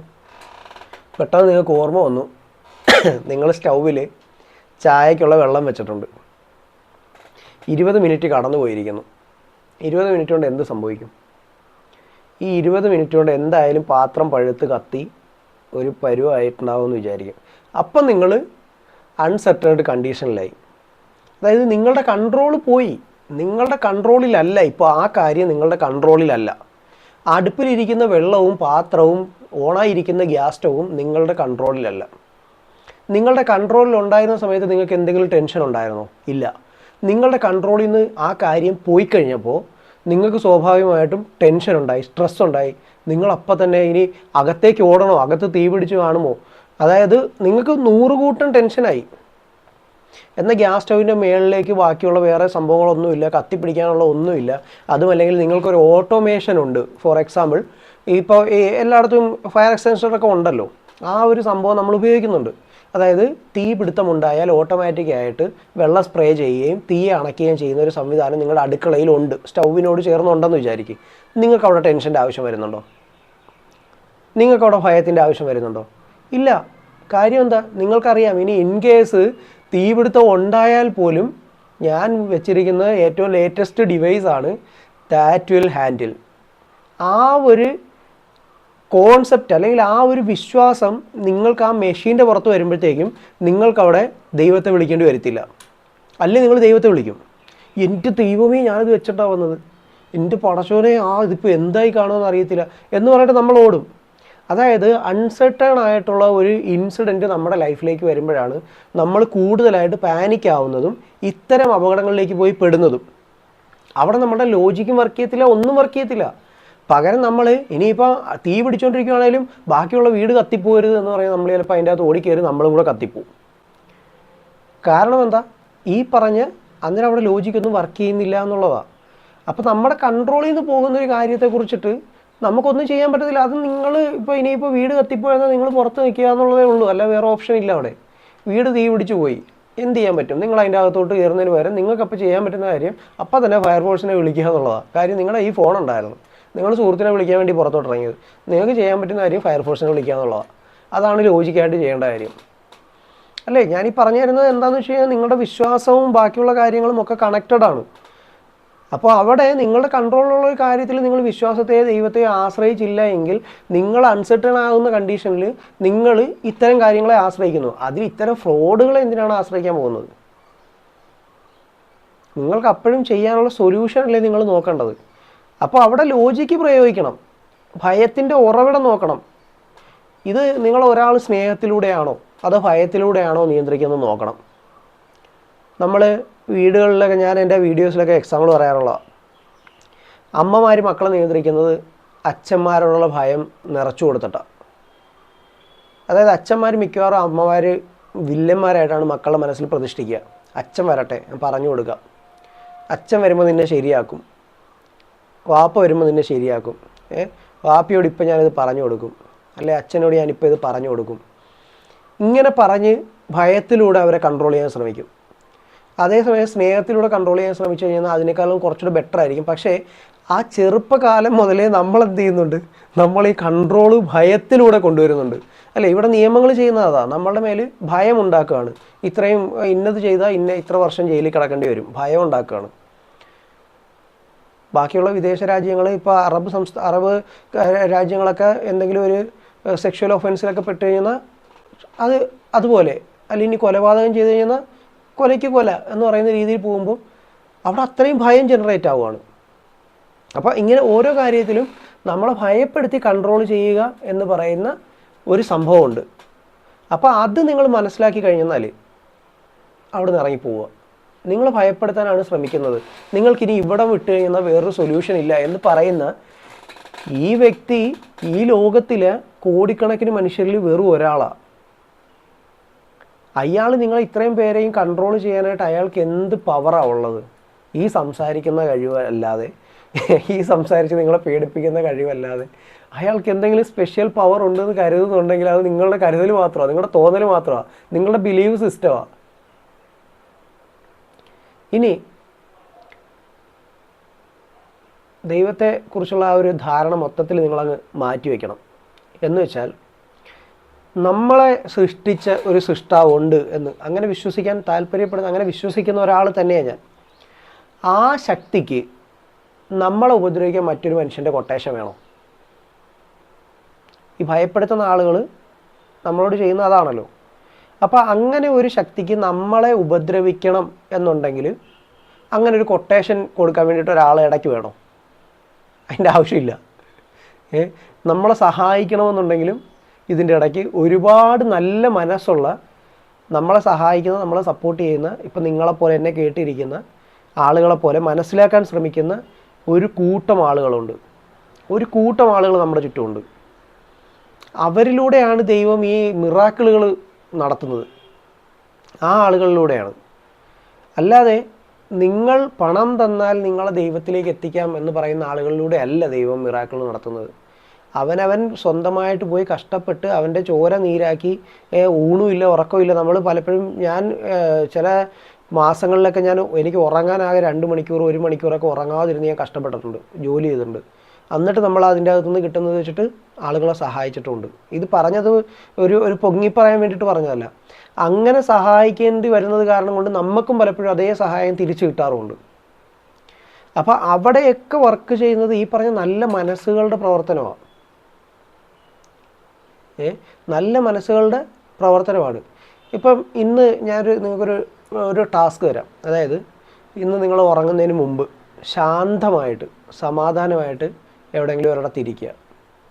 ആരെങ്കിലും നിങ്ങളെ ഇതുപോലെ എന്തെങ്കിലും പറഞ്ഞ് ഭയപ്പെടുത്തിയിട്ടുണ്ടോ എന്ന് ആലോചിക്കുക. ഇതൊരു ടാസ്ക്കായിട്ട് എടുത്തോ. ഞാനീ പറഞ്ഞു തരുന്ന കാര്യം നിങ്ങളൊരു ടാസ്ക്കായിട്ട് എടുക്കുക. എന്നിട്ട് നിങ്ങൾ ഉറങ്ങുന്നതിന് മുമ്പ് നിങ്ങളുടെ ഇൻറ്റേർണലി നിങ്ങളുടെ ആ ഒരു ഫിയറിനെ വൈപ്പ് ഔട്ട് ചെയ്യാനുള്ളൊരു സൊല്യൂഷൻ പറഞ്ഞു തരിക. നിങ്ങൾ രാത്രി ഉറങ്ങുന്നതിന് മുമ്പ് എവിടെയെങ്കിലും നല്ല സമാധാനമായിട്ട് ശാന്തമായിട്ട് ഒരിടത്ത് പോയിരിക്കുക. ആരെങ്കിലും, അമ്മയായിക്കോട്ടെ അച്ഛനായിക്കോട്ടെ, ഇതുപോലെ ഏതെങ്കിലും ഒരു സ്പിരിച്വൽ ഇൻഫ്ലുവൻസർ ആയിക്കോട്ടെ, ആരെങ്കിലും നിങ്ങളെ ഭയപ്പെടുത്തിയിട്ടുണ്ടോ എന്ന് ആലോചിക്കുക. ആ ഭയം നിങ്ങളുടെ ജീവിതത്തെ എങ്ങനെ ബാധിക്കുമെന്ന് എഴുതണം. ഉദാഹരണം പറഞ്ഞെന്നാൽ, ഇപ്പോൾ ഒരാൾ നീ നശിച്ചു പോകും എന്ന് പറഞ്ഞു, നീ ഇവിടുന്ന് പോയാൽ നശിച്ചു പോകും എന്ന് പറഞ്ഞു. അത് നിങ്ങൾ എഴുതുകയാണ്. എൻ്റെ ജീവിതത്തെ എങ്ങനെ ഇത് ബാധിക്കും, എങ്ങനെ ബാധിക്കും, ഞാൻ നശിച്ചു പോകും എന്ന് ഒരുത്തൻ പറഞ്ഞു കഴിഞ്ഞാൽ ആ ഒരു എഴുത്തോടു കൂടി നമ്മൾക്ക് ആ ഭയമില്ലാതെ, നിങ്ങളോടാണല്ലോ ഇപ്പോൾ ഞാൻ പറയുന്നത്, ആ ഭയമില്ലാതെ നിങ്ങൾക്ക് എങ്ങനെ സ്വതന്ത്രമായിട്ട് ചിന്തിക്കാൻ കഴിയുമെന്നൊന്ന് സങ്കല്പിച്ച് നോക്കണം. അതായത് ഇവൻ ഈ പറഞ്ഞത്, ഞാൻ നശിച്ചു പോകുമെന്ന് പറഞ്ഞത്, അതവിടെ കിടക്കട്ടെ, അവൻ എന്നെ എന്ത് ചെയ്യാൻ പറ്റും, ആ ഭയത്തിനെ എനിക്ക് എങ്ങനെ ഓവർകം ചെയ്യാൻ പറ്റും, അത് നിങ്ങളൊന്ന് ചിന്തിച്ച് നോക്കുക, സ്വന്തമായിട്ടൊന്ന് ചിന്തിച്ച് നോക്കുക. എന്നിട്ട് അതിനെക്കുറിച്ചൊന്ന് സങ്കല്പിച്ച് നോക്കുക. അവൻ എന്നെ എന്താ ചെയ്യാൻ പറ്റുക, എവിടെ ഇരിക്കുന്ന അവൻ എന്നെ ഇങ്ങനെ പറഞ്ഞെന്നാൽ എനിക്ക് എന്താ പറ്റുക, ജസ്റ്റ് ഒന്ന് ചിന്തിച്ച് നോക്കുക. നാളെ നമ്മൾ ഇതിനേക്കാളും കുറച്ചും കൂടെ ഡീപ്പായിട്ട് ഈ വാക്കുകളുടെ മാന്ത്രികതയുണ്ട്. ഇപ്പം നിങ്ങൾ എന്നെ കേട്ടുകൊണ്ടിരിക്കുന്നത് അതുകൊണ്ടാണല്ലോ. ഞാൻ ഈ സംസാരിച്ചുകൊണ്ടിരിക്കുന്ന ഒരു ഫ്ലോ, അല്ലെങ്കിൽ ആ ഒരു സംസാരത്തിലൂടെ എൻ്റെ വോക്കൽ കോഡ് ഉണ്ടാക്കുന്ന ആ ശബ്ദം നിങ്ങൾ കേട്ടുകൊണ്ടിരിക്കുകയാണ്. അപ്പോൾ ഇതിനൊരു മാന്ത്രികതയുണ്ട്. അപ്പോൾ ആ മാന്ത്രികത എങ്ങനെയാണ് നിങ്ങളെ ഇവിടെ പിടിച്ചിരുത്തി എന്നെ കേൾപ്പിക്കുന്നതെന്നും നിങ്ങളെ എങ്ങനെയാണ് അവിടെ പിടിച്ചിരുത്തി അവരുടെ വലയിലാക്കുന്നതെന്നും നമുക്ക് സംസാരിക്കാം. അപ്പോൾ ഇന്ന് നമ്മൾ പ്രധാനമായിട്ട് 3 കാര്യങ്ങളെക്കുറിച്ച് നമ്മൾ പഠിച്ചിട്ടുണ്ട്. ഈ ക്ലാസ്സിൽ ഒരു കൺക്ലൂഷനിലേക്ക് നമ്മൾ പോവുകയാണ്. പ്രധാനമായിട്ട് 3 കാര്യങ്ങളാണ് നമ്മൾ പഠിച്ചത്. ആൾക്കൂട്ടത്തിനിടയിൽ നമ്മുടെ ബുദ്ധി എങ്ങനെ മരവിച്ചു പോകും, അത് നമ്മൾ കണ്ടു. ക്ലിയറായിട്ട് നിങ്ങൾക്ക് മനസ്സിലായിട്ടുണ്ടാവും. പല പല എക്സാമ്പിളുകൾ നമ്മൾ പറഞ്ഞിട്ടുണ്ട്. അപ്പോൾ ലൈവ് ലാസ്റ്റ് സെക്ഷനിൽ വന്ന് കാണുന്ന ആളുകൾ ആദ്യമേ തൊട്ട് എടുത്ത് കണ്ടു കഴിഞ്ഞാൽ അത് മനസ്സിലാക്കാൻ പറ്റും. പിന്നെ നമ്മുടെ ശരീരങ്ങൾ, ഈ ശരീരം എങ്ങനെയാണ് ഓരോ അത്ഭുതങ്ങളും സൃഷ്ടിക്കുന്നത് എന്നുള്ള കാര്യങ്ങൾ നമ്മൾ മനസ്സിലാക്കിയിട്ടുണ്ട്. അതിനെക്കുറിച്ച് ഞാൻ ഈ ഒരു മീറ്റിങ്ങിൽ പറഞ്ഞിട്ടുണ്ട്, ഈ ഒരു ക്ലാസ്സിൽ പറഞ്ഞിട്ടുണ്ട്. പിന്നെ ഇപ്പോൾ ഏറ്റവും ലാസ്റ്റ് നമ്മൾ കൺക്ലൂഡ് ചെയ്യുമ്പോൾ നമ്മൾ സംസാരിച്ചതിനെക്കുറിച്ചാണ് നിങ്ങളുടെ ഇൻറ്റേർണലി ഉണ്ടാക്കാവുന്ന ഭയങ്ങളെയും അതിനെ എങ്ങനെയാണ് മറ്റുള്ളവർ ചൂഷണം ചെയ്യുന്നതെന്ന് നിങ്ങൾക്കിപ്പോൾ മനസ്സിലായിട്ടുണ്ട്. അപ്പോൾ നിങ്ങൾ ഇത്രയും കാര്യങ്ങൾ നിങ്ങൾക്ക് ഓൾറെഡി ഇതിൻ്റെ അകത്ത് മനസ്സിലായിട്ടുണ്ട്. അപ്പോൾ നിങ്ങളൊരു കാര്യം മനസ്സിലാക്കിക്കോ, നിങ്ങൾ തനിച്ചൊന്നുമല്ല. ഇന്നലെ എന്നെ വിളിച്ചെന്ന് ഞാൻ പറഞ്ഞില്ലേ, ഞാൻ അവരോടും പറഞ്ഞത് നിങ്ങൾ തനിച്ചല്ല. അവർക്ക് അവരുടെ വീട്ടിൽ നിന്നും ഇറക്കി വിടുമെന്ന് വരെയും അവർക്ക് ഭയമുണ്ടായിരുന്നു. അപ്പോൾ അവരോട് ഞാൻ പറഞ്ഞു, നിങ്ങളെ ഇറക്കി വിടണമെങ്കിൽ ഇവിടെ സർക്കാർ സംവിധാനങ്ങൾ വരെയുമുണ്ട്. അത് അങ്ങനെ നമുക്ക് പറയാൻ പറ്റുന്നത് എന്തുകൊണ്ടാണ്? അവർ തനിച്ചല്ല എന്നൊരു കോൺഫിഡൻസ് അവർക്ക് നമുക്ക് കൊടുക്കാൻ പറ്റുന്നത് എന്തുകൊണ്ടാണ്? ലക്ഷക്കണക്കിന് ആളുകൾ ഈ ട്രാപ്പിൽ കുടുങ്ങി കിടപ്പുണ്ട്. ഇത്തരം ട്രാപ്പുകളിൽ ലക്ഷക്കണക്കിന് ആളുകൾ, മെൻ്റൽ ട്രാപ്പുകൾ, സൈക്കോളജിക്കൽ ട്രാപ്പുകൾ, അത് നമ്മൾ ചിലപ്പോൾ അറിയുന്ന 1000 പേരെയോ 2000 പേരെയോ ഒരു മീറ്റിംഗ് കാണുന്ന അതല്ല. ഇത്തരം ഭയത്തിലും ബാക്കിയുള്ള കാര്യത്തിലുമൊക്കെ ആയിട്ട് ലക്ഷക്കണക്കിന് ആളുകൾ കുടുങ്ങിപ്പോയിട്ടുണ്ട്. അപ്പോൾ അവരെയും രക്ഷിക്കുവാൻ വേണ്ടിയിട്ട് നമുക്ക് ഒരു ഷെയറൊക്കെ ചെയ്യാം, ഒരു വീഡിയോ ഒക്കെ ഷെയർ ചെയ്ത് കൊടുക്കാം. അല്ലെങ്കിൽ നമ്മുടെ ചാനൽ, ഞാൻ ഇതിൻ്റെ ലൈവിൻ്റെ ഏറ്റവും ഫ്രണ്ടിൽ തന്നെ ചാനൽ ഇട്ടിട്ടുണ്ട്. അതുകൂടാതെ നിങ്ങൾക്ക് ആ ചാനലിൻ്റെ ലിങ്കും കാര്യങ്ങളൊക്കെ അയച്ചു തരാം. അല്ലെങ്കിൽ നിങ്ങൾക്ക് എൻ്റെ നമ്പറിൽ മെസ്സേജ് ചെയ്യാം. അപ്പോൾ അത്തരം കാര്യങ്ങളിൽ നിങ്ങൾ തനിച്ചല്ല, അവരും തനിച്ചല്ല. അവരുടെ ഒപ്പം നമ്മളുണ്ടാവും, നമ്മളുടെ ഒപ്പം നിങ്ങളും ഉണ്ടാവും. ആ ഒരു രീതിയിൽ നിങ്ങളുടെ സംശയങ്ങളൊക്കെ നമുക്ക് ചോദിക്കാം. ഈ വീഡിയോയുടെ താഴെ, ഇനി ഈ വീഡിയോ കഴിഞ്ഞെന്നാലും നിങ്ങൾ കമൻറ്റിൻ്റെ അകത്ത് ചോദിക്കാം. പറ്റുന്നതുപോലെ എല്ലാത്തിനും ഞാൻ മറുപടിയും തരാം. ഓക്കെ, നമ്മൾ ഈ പറഞ്ഞ പോലെ നിങ്ങളുടെ നമ്പർ പോലും അറിയണ്ട. ചാനലിൽ ജോയിൻ ചെയ്യുമ്പോഴത്തേക്ക് നമ്പർ പോലും ആർക്കും എടുക്കാനോ കാണാനോ ഒന്നും പറ്റത്തില്ല. ഈ ക്ലാസ്സുകളുടെ വിവരങ്ങളാണ് ചാനലിൻ്റെ അകത്ത് പബ്ലിഷ് ചെയ്യുന്നത്. അപ്പോൾ നിങ്ങൾ വളരെ സമാധാനമായിട്ട് സന്തോഷമായിട്ട് വേറെ ആരുടെയും ട്രാപ്പിൽ പോയി പെടരുത്. അതാണ് എനിക്ക് പറഞ്ഞു തരാനുള്ളത്. ഫസ്റ്റ് ഓഫ് ഓൾ, ഈ ഒരു ഫസ്റ്റ് ക്ലാസ്സിൻ്റെ ഏറ്റവും കൺക്ലൂഷനിലേക്ക് വരുമ്പോഴത്തേക്ക് എനിക്ക് പറഞ്ഞു തരാനുള്ളത്, നിങ്ങൾ അത്തരം ട്രാപ്പുകളിൽ പോയി നിങ്ങളുടെ ജീവിതത്തിലെ വിലപ്പെട്ട 2-3 മണിക്കൂറുകൾ നിങ്ങൾ ഡെയിലി കളയാൻ വേണ്ടിയിട്ട് ഇരിക്കാനാണെങ്കിൽ ആ സമയം നിങ്ങൾക്ക് പ്രൊഡക്റ്റീവായിട്ട് ഒരുപാട് കാര്യങ്ങൾ വേറെ ചെയ്യാൻ പറ്റും. നിങ്ങൾക്ക് വെറും 15 മിനിറ്റ് നിങ്ങൾ മെഡിറ്റേഷൻ ചെയ്യുന്നതോ, നിങ്ങൾ പ്രാർത്ഥിക്കുന്നതോ, നിങ്ങൾ നിങ്ങളുടെ സിസ്റ്റാവിലേക്ക് അർപ്പിച്ചിരിക്കുന്നതോ, ബാക്കിയുള്ള കാര്യങ്ങളൊക്കെ നിങ്ങളുടെ ഇൻറ്റേർണലി നിങ്ങളുടെ ബ്രെയിൻ ചെയ്യുന്നതാണ്. അതിൻ്റെ അകത്ത് നിങ്ങൾ അനാവശ്യമായ കുറേ എനർജികളും കുറേ സ്യൂഡോ സയൻസും കുറേ ഭ്രാന്ത് പിടിച്ച ചിന്തകളും യാതൊരു പ്രയോജനവുമില്ല. ഞാൻ ഓപ്പണായിട്ട്, ഞാനിപ്പോൾ ഈ ഒരു ക്ലാസ് നടത്തുന്നതിൻ്റെ ലക്ഷ്യം തന്നെ അതാണ്. അത്തരം കാര്യങ്ങൾ കൊണ്ട് നിങ്ങളുടെ ലൈഫിൽ നിങ്ങൾക്ക് എന്തെങ്കിലും പ്രയോജനം ഉണ്ടാവുമെന്ന് നിങ്ങൾ ചിന്തിക്കുന്നുണ്ടോ? നിങ്ങൾ ഇരുന്ന് ആലോചിച്ചോളൂ. ഞാനീ പറയുന്ന കാര്യം, ഒരാൾ 5 മണിക്കൂർ നിങ്ങളെ ക്ലാസ് എടുത്ത് നിങ്ങളെ ആത്മീയതയിലേക്ക്, നിങ്ങളെ ദൈവത്തിലേക്ക് നേരിട്ട് കണക്ട് ചെയ്യാനുള്ള ഒരു സംഭവം ഉണ്ടാക്കി തരുന്നെന്ന് പറയുമ്പോൾ നെക്സ്റ്റ് ക്ലാസ് എന്നുള്ള രീതിയിൽ നമ്മൾ അടുത്ത ദിവസം ചെയ്യുന്നുണ്ട്. നിങ്ങളൊക്കെ സപ്പോർട്ട് ചെയ്യുകയാണെങ്കിൽ നമുക്കിവിടെ 1000 അല്ല 10,000 ഇവിടെ കാണാൻ വരും. കാരണം ഇവിടെ ഞാൻ ഒരു കാര്യത്തെ ഞാൻ എന്ത് ചെയ്യുന്നില്ല, ഇപ്പോൾ ഒരു മതത്തിൻ്റെ കാര്യം, ഒരു വിശ്വാസത്തിൻ്റെ കാര്യം ഒന്നും പറയാനോ നിഷേധിക്കാനോ ഒന്നിനുമില്ല. പക്ഷേ ഇത്തരം ആളുകൾ ചെയ്യുന്ന തട്ടിപ്പുകൾ അത് നമ്മൾ തുറന്ന് കാണിച്ചേ പറ്റുള്ളൂ. നമ്മുടെ ഈ സമൂഹത്തിന് അത് ആവശ്യമാണ്. ഇനി അങ്ങോട്ട് മുന്നോട്ട് പോകും തോറും ഇപ്പോഴത്തെ ജനറേഷൻ വേറെ ആണെങ്കിൽ പോലും അവർക്ക് ഇത്തരം കാര്യങ്ങളിലൊന്നും വലിയ താല്പര്യമൊന്നുമില്ല. അതുകൊണ്ട് തന്നെ ഇപ്പം ഇത്തരം കൾട്ട് ഗ്രൂപ്പുകളുടെ ഫോക്കസ് എന്ന് പറഞ്ഞു കഴിഞ്ഞാൽ ഒരു 35 മുതൽ ഒരു 60-70 വയസ്സ് വരെയുള്ള മനുഷ്യരാണ്. ഈ മനുഷ്യരുടെ പ്രത്യേകതയും കൂടെ നിങ്ങൾ മനസ്സിലാക്കി വെക്കണം. ഇത് സമൂഹത്തിന് വലിയൊരു വിപത്താണ് എന്ന് ഞാൻ പറയുന്നതിൻ്റെ ആശയം എന്താണെന്ന് വെച്ച് കഴിഞ്ഞാൽ, ഈ മനുഷ്യർക്ക് ആരും പറയാനും കേൾക്കാനും ഒന്നുമില്ലാത്ത ഒരു വിഭാഗം ആളുകൾ, വീടുകളിൽ തനിച്ചായി പോയ വയോവൃദ്ധരെന്നൊക്കെ നമ്മൾ പറയുന്ന പോലുള്ള മനുഷ്യർ, അവർ ശാരീരികമായിട്ട്, ഇപ്പം എനിക്ക് അപ്രോക്സിമേറ്റ്ലി 38 വയസ്സാണ് എൻ്റെ ഏജ്. ഈ ഒരു ഏജിൽ ഞാൻ കുറച്ച് ഹെൽത്തിയാണ്. എൻ്റെ കെമിക്കൽസ് അല്ലെങ്കിൽ ഹോർമോൺസ് ബാക്കിയുള്ള കാര്യങ്ങളൊക്കെ വലിയ പ്രശ്നങ്ങളൊന്നും ഇല്ലാതെ പ്രൊഡ്യൂസ് ചെയ്തുകൊണ്ടിരിക്കുന്ന ഒരാളാണ്. എന്നാൽ പോലും നാളെ എന്തെങ്കിലും അസുഖം വരുമോ എന്നുള്ള കാര്യം നമുക്കറിയത്തില്ല, നമുക്ക് പ്രവചിക്കാൻ പറ്റത്തില്ല. നമ്മുടെ ഉള്ളിൽ എന്തൊക്കെ അസുഖമുണ്ട് നമുക്കറിയത്തില്ല. പക്ഷേ ഈ ഒരു ഏജ് റേഞ്ച് കഴിഞ്ഞെന്നാൽ ഒരു 40 വയസ്സ് മുതൽ 45 വയസ്സ് വരെ എത്തിക്കഴിയുമ്പോഴത്തേക്കും ഏകദേശം നമ്മളുടെ പ്രൊഡക്ഷൻസ് ബാക്കിയുള്ള കാര്യങ്ങളൊക്കെ റെഡ്യൂസ് ആവാൻ തുടങ്ങും. നമ്മുടെ യങ്സ്റ്റേഴ്സിനെ കിട്ടും, ചെന്നാൽ മതി, അപ്പം തന്നെ കിട്ടും. യങ്സ്റ്റേഴ്സിനെയൊക്കെ കിട്ടും, മൗസാന് മാത്രമല്ല എല്ലാവർക്കും കിട്ടും. കാര്യം യങ്സ്റ്റേഴ്സ് പൊട്ടന്മാരാണല്ലോ. അവരെ കിട്ടുമെന്ന് കരുതുകയേ വേണ്ട. അവരെ ഇത്തരം കാര്യങ്ങളിലേക്ക് കിട്ടത്തില്ല. അവർ വേറെ ലെവലാണ്. ഇസഡ് ജെൻ എന്നൊക്കെ പറഞ്ഞാൽ നമ്മളിപ്പോൾ പറയുന്ന ജെൻസിഡ് എന്നൊക്കെ പറയുന്ന ടീം വേറെ പിള്ളേരാണ്. അവർ പൈസ കിട്ടുമെന്ന് പറഞ്ഞു കഴിഞ്ഞാൽ ചിലപ്പോൾ ചെന്നേക്കും. അല്ലാതെ സ്പിരിച്വാലിറ്റി കിട്ടുമെന്നൊക്കെ പറഞ്ഞു കഴിഞ്ഞാൽ അവർ പറയും പോയി പണി നോക്കടാന്ന് പറയും. പവർ കിട്ടുമെന്നൊക്കെ പറഞ്ഞു കഴിഞ്ഞാൽ എന്ത് പവർ എന്ന് ചോദിക്കും. അപ്പോൾ അതുകൊണ്ട് അത്തരം കാര്യങ്ങളൊക്കെ, പിന്നെ അല്ലെങ്കിൽ അതുപോലെ പ്രാന്തുള്ള മാതാപിതാക്കളുള്ള മക്കളൊക്കെ ആയിരിക്കണം. അങ്ങനത്തെ പ്രാന്തിൽ മക്കളെ വളർത്തുന്ന മാതാപിതാക്കളൊക്കെ ഉണ്ടാവും. ആ ഒരു എന്ന് വെച്ചാൽ ഭ്രാന്തമായൊരു രീതിയിലേക്ക് സയൻറ്റിഫിക്കായിട്ടുള്ള ഒരു കാര്യവും അവൻ പഠിക്കേണ്ട എന്ന് തീരുമാനിക്കുന്ന അങ്ങനത്തെ സമൂഹമൊന്നും അല്ല ഇപ്പോൾ നമ്മുടെ ചുറ്റുമുള്ളത്. നമ്മുടെ ചുറ്റുമുള്ളത് വളരെ പൊളൈറ്റായിട്ടും ഇപ്പോഴത്തെ ഈ സാമൂഹിക വ്യവസ്ഥിതിയോട് ഇഴുകിച്ചേരുന്ന രീതിയിൽ മക്കളെ വളർത്തുകയും ചെയ്യുന്ന മാതാപിതാക്കളാണ്. അല്ലേ? നിങ്ങളാരെങ്കിലും നിങ്ങളുടെ മക്കളോട് പറയുമോ സ്കൂളിൽ പോകണ്ട, സയൻസ് പഠിക്കണ്ട നിങ്ങൾ പറയുമോ? നിങ്ങൾ പറയത്തില്ല. പക്ഷേ യങ്സ്റ്റേഴ്സിനെയൊക്കെ അതിൻ്റെ അകത്തേക്ക് കിട്ടണമെന്നുണ്ടെങ്കിൽ അവന്മാർ ഈ പറഞ്ഞ പോലെ എന്തായിരിക്കണം, പൈസയ്ക്ക് വേണ്ടിയിട്ട് കാര്യങ്ങൾ ചെയ്യുന്ന ഒരു ടീം മെമ്പർ ആയിരിക്കണം. അങ്ങനെയുണ്ടെങ്കിൽ ഓക്കെ, അവരെ കിട്ടും. അല്ലാതെ ഒന്നുള്ള ടീമിനെ കിട്ടത്തില്ല. അപ്പോൾ ഇവിടെ ഞാൻ പറഞ്ഞു വന്ന വിഷയം എന്താണ്, ഈ ഒരു ഓൾഡ് ഏജിലേക്ക് പോകുന്ന ആളുകൾ, തനിച്ചാകുന്ന ആളുകൾ, അവർക്ക് അസുഖങ്ങൾ വരും. അത് സ്വാഭാവികമായിട്ട് അവരുടെ ശരീരത്തിൻ്റെ പ്രതിരോധ ശേഷി അടക്കം അല്ലേ. ഇപ്പോൾ എൻ്റെ ഉമ്മയുടെ കാലിൻ്റെ മുട്ടിൻ്റെ ഉള്ളിൽ മറ്റേ ഫ്ലൂയിഡ് കുറഞ്ഞു പോയിട്ട് നടക്കുമ്പോൾ മുട്ടുവേദനയുണ്ട്, ഭയങ്കര ബുദ്ധിമുട്ടുകളാണ്. അപ്പോൾ അതിന് ട്രീറ്റ്മെൻറ്റുകളുണ്ട്, ബാക്കിയുള്ള കാര്യങ്ങളുണ്ട് എന്ന് പറയുമ്പോൾ അത് ഉമ്മ പറയുന്നത് അങ്ങനെ അത്ര കാര്യമായിട്ട് ചെയ്യേണ്ട, അത് ഓപ്പറേഷൻ ചെയ്തവർക്ക് നടക്കാൻ പാടുണ്ട് എന്നൊക്കെ പറയുന്നുണ്ട്.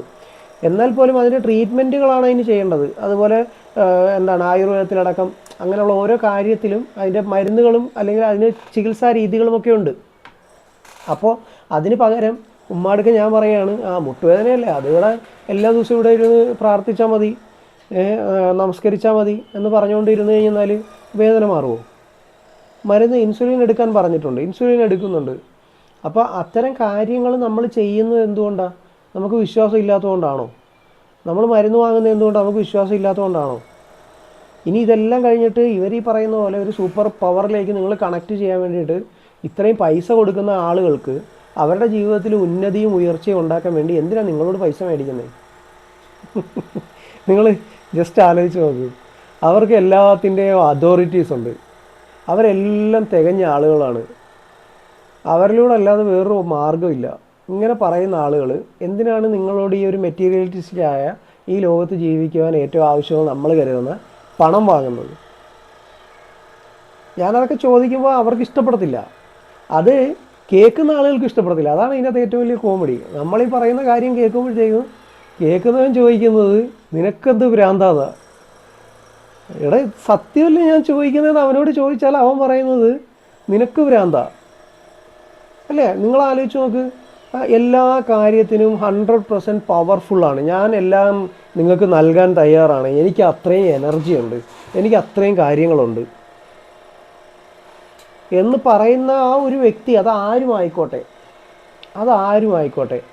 അവൻ എന്തിനാണ് പൈസ മേടിക്കുന്നത്? അവൻ എന്തിനാണ് ബിസിനസ്സുകൾ നടത്തുന്നത്? അവൻ എന്തിനാണ് ക്ലാസ്സുകൾ നടത്തുന്നത്? അവൻ എന്തിനാണ് ഇൻസ്റ്റിറ്റ്യൂട്ടുകൾ നടത്തുന്നത്? അവൻ എന്തിനാണ് വലിയ വീട്ടിൽ AC വെക്കുന്നത്? നമ്മൾ ഇത് ചോദിക്കുന്നതെന്ന് വെച്ചാൽ അവൻ AC വെച്ചേക്കുന്നതിനുള്ള പരാതിയൊന്നും അല്ല കേട്ടോ. ഇനി അങ്ങനൊന്നും ആരും കരുതരുത്. അയാൾ AC ഇരിക്കുകയോ അയാൾ വലിയ ഹോട്ടലിൽ പോയി റൂം എടുക്കുകയോ അയാൾ ബാക്കിയുള്ള കാര്യങ്ങൾ ചെയ്യുകയോ അയാൾ എന്നിട്ട് വലിയ AC കാറിൽ നടക്കുകയോ ചെയ്യുന്നതിലുള്ള അസൂയ കണ്ണുകടിയൊന്നും അല്ല ഞാൻ പറയുന്നത്.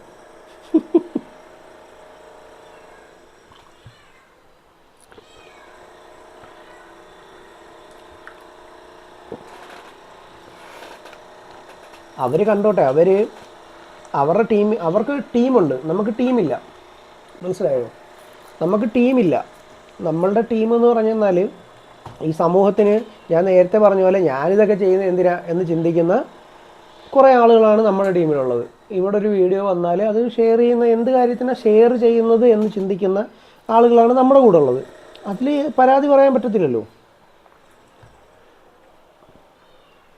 വെക്കാം സാറേ, നമുക്ക് ചോദ്യങ്ങളൊക്കെ ചോദിക്കാൻ പറ്റുന്ന ഒരു ഗൂഗിൾ മീറ്റ് വെക്കാം. ഗൂഗിൾ മീറ്റും എല്ലാം ഇങ്ങനെ ലിമിറ്റഡ് ആണ്. അത് നമുക്കങ്ങനെ പൈസയൊക്കെ മുടക്കിയിട്ട് ചെയ്യേണ്ട ഒരു സാഹചര്യം ഇല്ലാത്തതുകൊണ്ടാണ് അതൊന്നും വെക്കാത്തത്.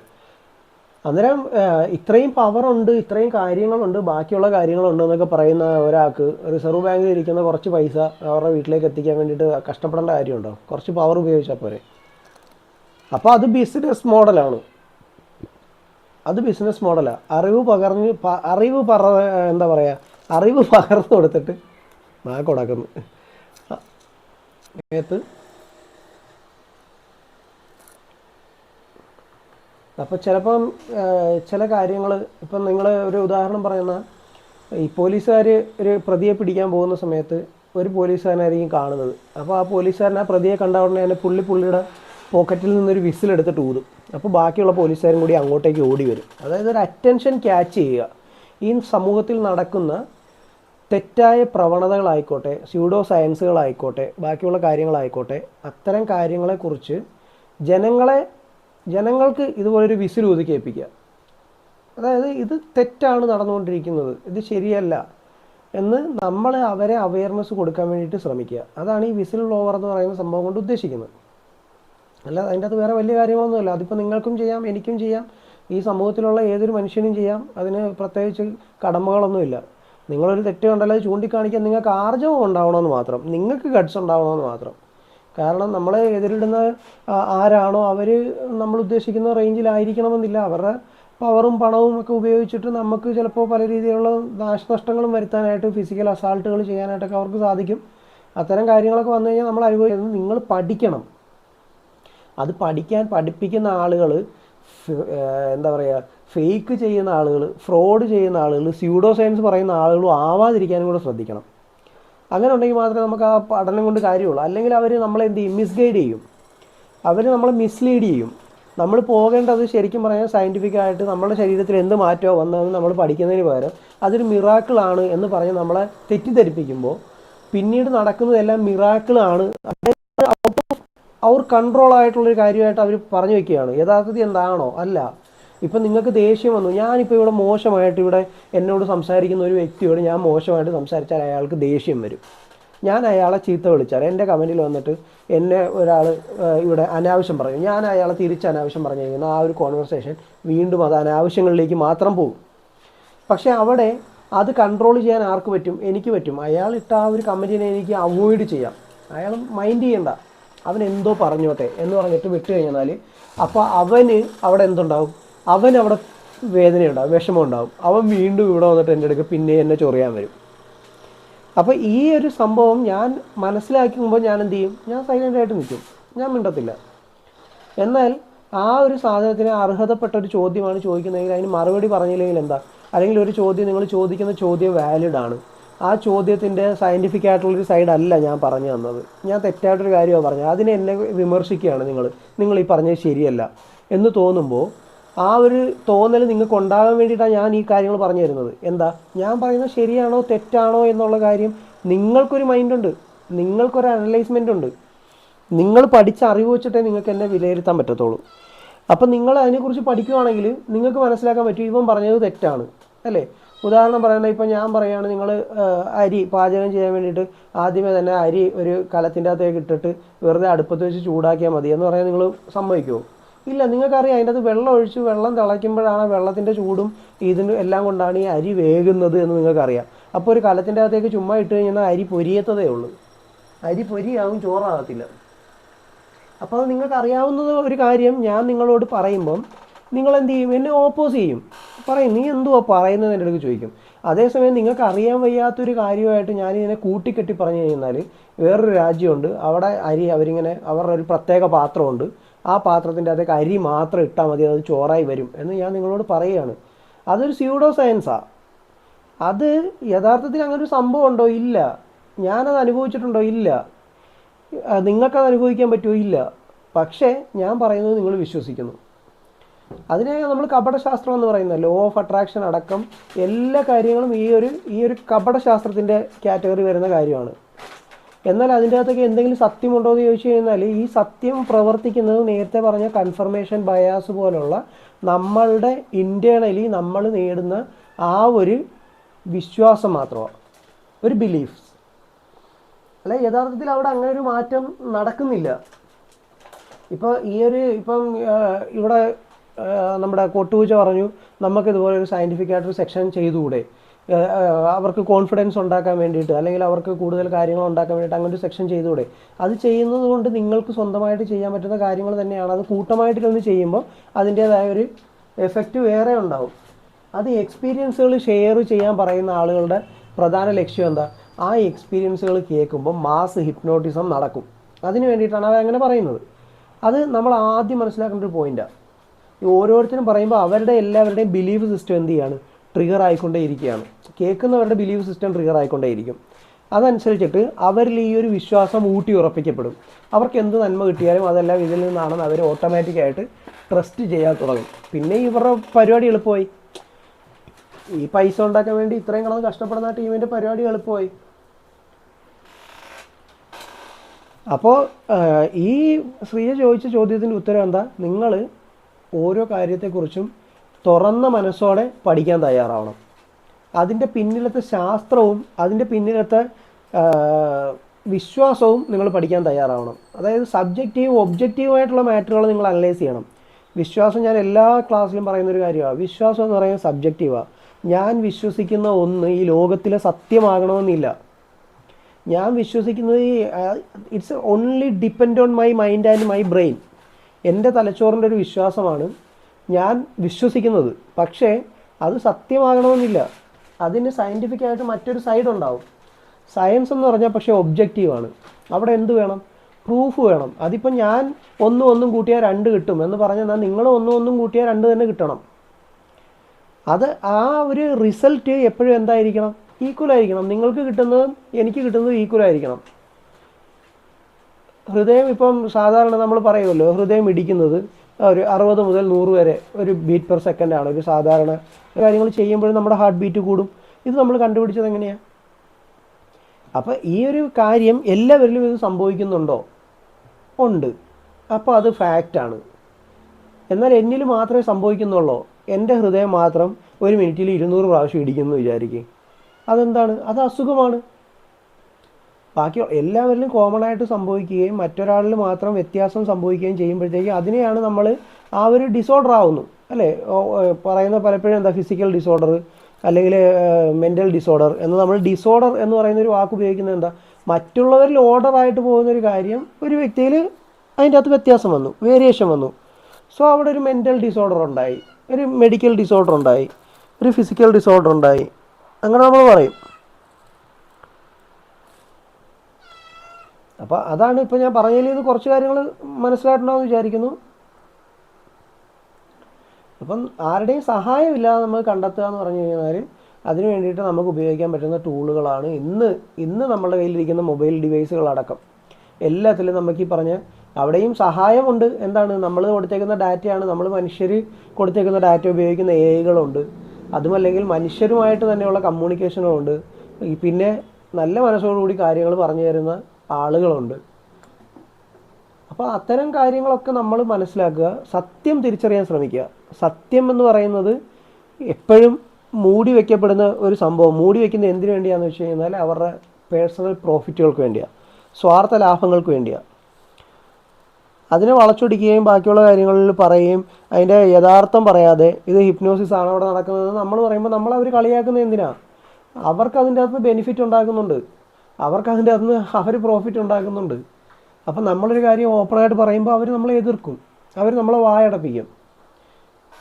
കാരണം നമ്മൾ സത്യം വിളിച്ച് പറഞ്ഞാൽ അവിടെ ഇരിക്കുന്ന ആളുകൾ ചിന്തിക്കാൻ തുടങ്ങും, ഇതായിരിക്കുമല്ലോ സത്യം, അയാൾ പറയുന്നത് സത്യമാണല്ലോ, അയാൾ എന്തിനാണ് ഇങ്ങനെ ചെയ്യുന്നത്, അയാൾ ഇത് പറയുന്ന കാര്യത്തിൽ എന്തെങ്കിലും ഉണ്ടോ എന്ന് അന്വേഷിക്കാൻ തുടങ്ങും. അന്വേഷിച്ചാൽ കണ്ടെത്താൻ പറ്റും. അപ്പോൾ അതുപോലെയാണ് നമ്മളുടെ മനസ്സിൻ്റെ വണ്ടറും നമ്മളുടെ ലൈഫിലേക്ക് നമുക്ക് കൊണ്ടുവരാൻ പറ്റുന്നത്. 100 ജോബിന് ഇൻ്റർവ്യൂവിന് അപ്ലൈ ചെയ്തിട്ടായിരിക്കും ഒരു ജോബ് കിട്ടുന്നത്, അല്ലേ? ആ ജോബ് പോലും ചിലപ്പോൾ നമുക്ക് സാറ്റിസ്ഫാക്ഷൻ തരത്തില്ല. അപ്പോൾ നമ്മൾ എന്ത് ചെയ്യും?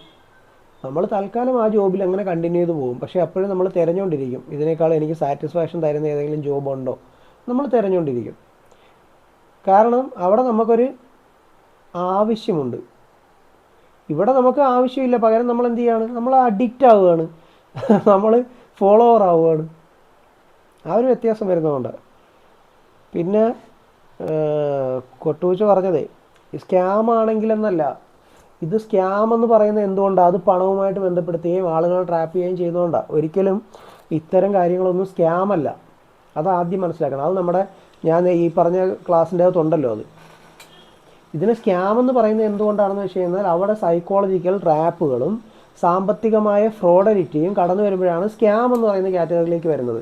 അല്ലാതെ മെഡിറ്റേഷൻ മാത്രം ചെയ്യിപ്പിക്കുന്ന എത്രയോ ആളുകളുണ്ട്, പല പല യൂട്യൂബ് ചാനലുകളുണ്ട്, പല പല മീറ്റിംഗ് ഗ്രൂപ്പുകളുണ്ട്, ധ്യാനവും മെഡിറ്റേഷനും അങ്ങനെയുള്ള കാര്യങ്ങൾ മാത്രം ചെയ്യിപ്പിക്കുന്നത്. അവർ പ്രത്യേകിച്ച് അതിൻ്റെ അകത്ത് വേറെ കാര്യങ്ങളൊന്നും ഉദ്ദേശിക്കാതെ ചെയ്യുന്ന ആളുകളായിരിക്കത്തില്ല എന്നുള്ളതാണ് ഇതിൻ്റെ പിന്നിലത്തെ ഒരു സൈഡ്. എന്ന് വെച്ചാൽ ഇപ്പോൾ ഒരു കാര്യം പഠിപ്പിച്ചു കൊടുക്കാമെന്ന് പറയുമ്പോഴത്തേക്കും പഠിപ്പിച്ചു കൊടുക്കുന്നതിൽ ഫീസ് മേടിക്കുന്നതിലൊന്നും ഒരു തെറ്റുമില്ല.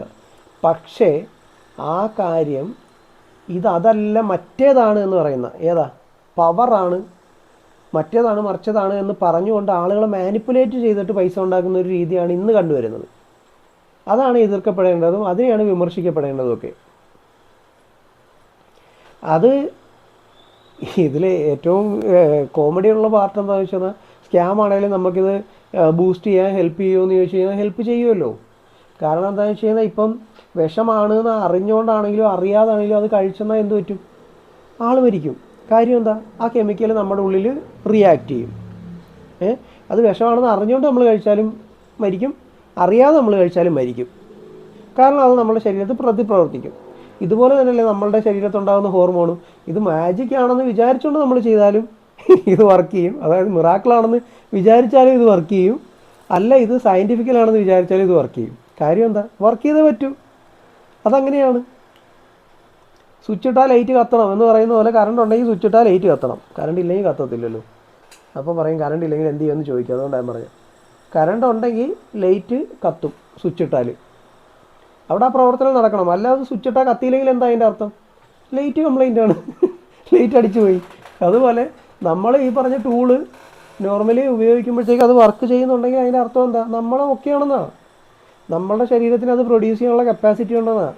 അല്ലാതെ മറ്റവൻ്റെ അത്ഭുതം കൊണ്ടത് പ്രൊഡ്യൂസ് ചെയ്തതെന്നല്ല, അവൻ്റെ സെക്ഷനിൽ ഇരുന്നതിൻ്റെ മിറാക്കിൾ കൊണ്ടത് വർക്ക് ചെയ്തതെന്നല്ല, നമ്മളുടെ ബോഡിക്ക് അതിനുള്ള കപ്പാസിറ്റി ഉണ്ടെന്ന് അതിൻ്റെ അർത്ഥം.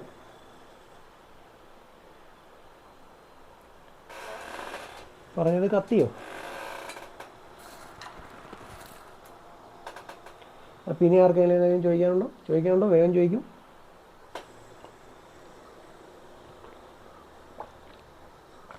എൻ്റെ പുറകിലൊരു പെണ്ണ് ഒളിച്ചിരിക്കുന്നുണ്ടോ? ഈ കുപ്പി ഇങ്ങനെ കാണിക്കുമ്പോൾ എൻ്റെ പുറകിലത്തെ പെണ്ണിനെ കാണാം.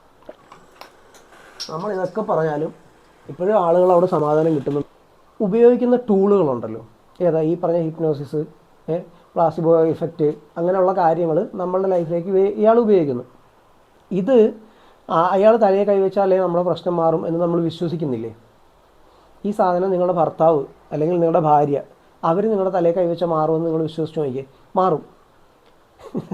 അത് മാറും. കാരണം എന്താണെന്ന് വെച്ച് കഴിഞ്ഞാൽ നിങ്ങളുടെ ലക്ഷ്യങ്ങൾ അല്ലെങ്കിൽ നിങ്ങൾ ആഗ്രഹിക്കുന്ന ആരോഗ്യം അതിപ്പോൾ നിങ്ങളിപ്പോൾ തന്നെ കൈവരിച്ചിട്ടുണ്ടെന്ന് നിങ്ങളുടെ മനസ്സിനെ പറഞ്ഞ് പഠിപ്പിക്കാൻ പറ്റിയാൽ, അഫ്രിമേഷൻസ് എന്ന് പറയുന്ന ഈ ലോ ഓഫ് അട്രാക്ഷനൊക്കെ പറഞ്ഞു തരുന്നത് അത് തന്നെയാണ്. അഫ്രിമേഷൻസ് എന്ന് വിളിക്കാം. ആ ഒരു രീതിയിൽ നമ്മൾ നമ്മുടെ മനസ്സിനെ പറഞ്ഞ് പഠിപ്പിക്കാൻ തുടങ്ങിക്കഴിഞ്ഞാൽ ഈ പ്രശ്നം കഴിഞ്ഞു പോകും, ഈ സമയവും കടന്നു പോകും.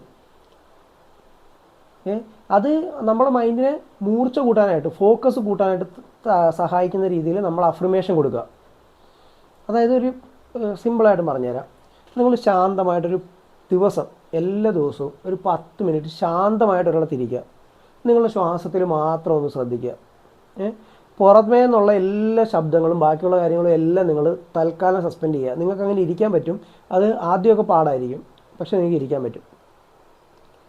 ഈ ഇരിപ്പിൽ നിങ്ങൾക്ക് എന്ത് പറ്റുമെന്ന് വെച്ച് കഴിഞ്ഞാൽ ഈ ആൾക്കൂട്ടത്തിൻ്റെ ഇടയിൽ ഇരിക്കുമ്പോൾ കിട്ടുന്ന ഒരു ഫീലുണ്ട്, ഒരു ശാന്തിയുണ്ട്.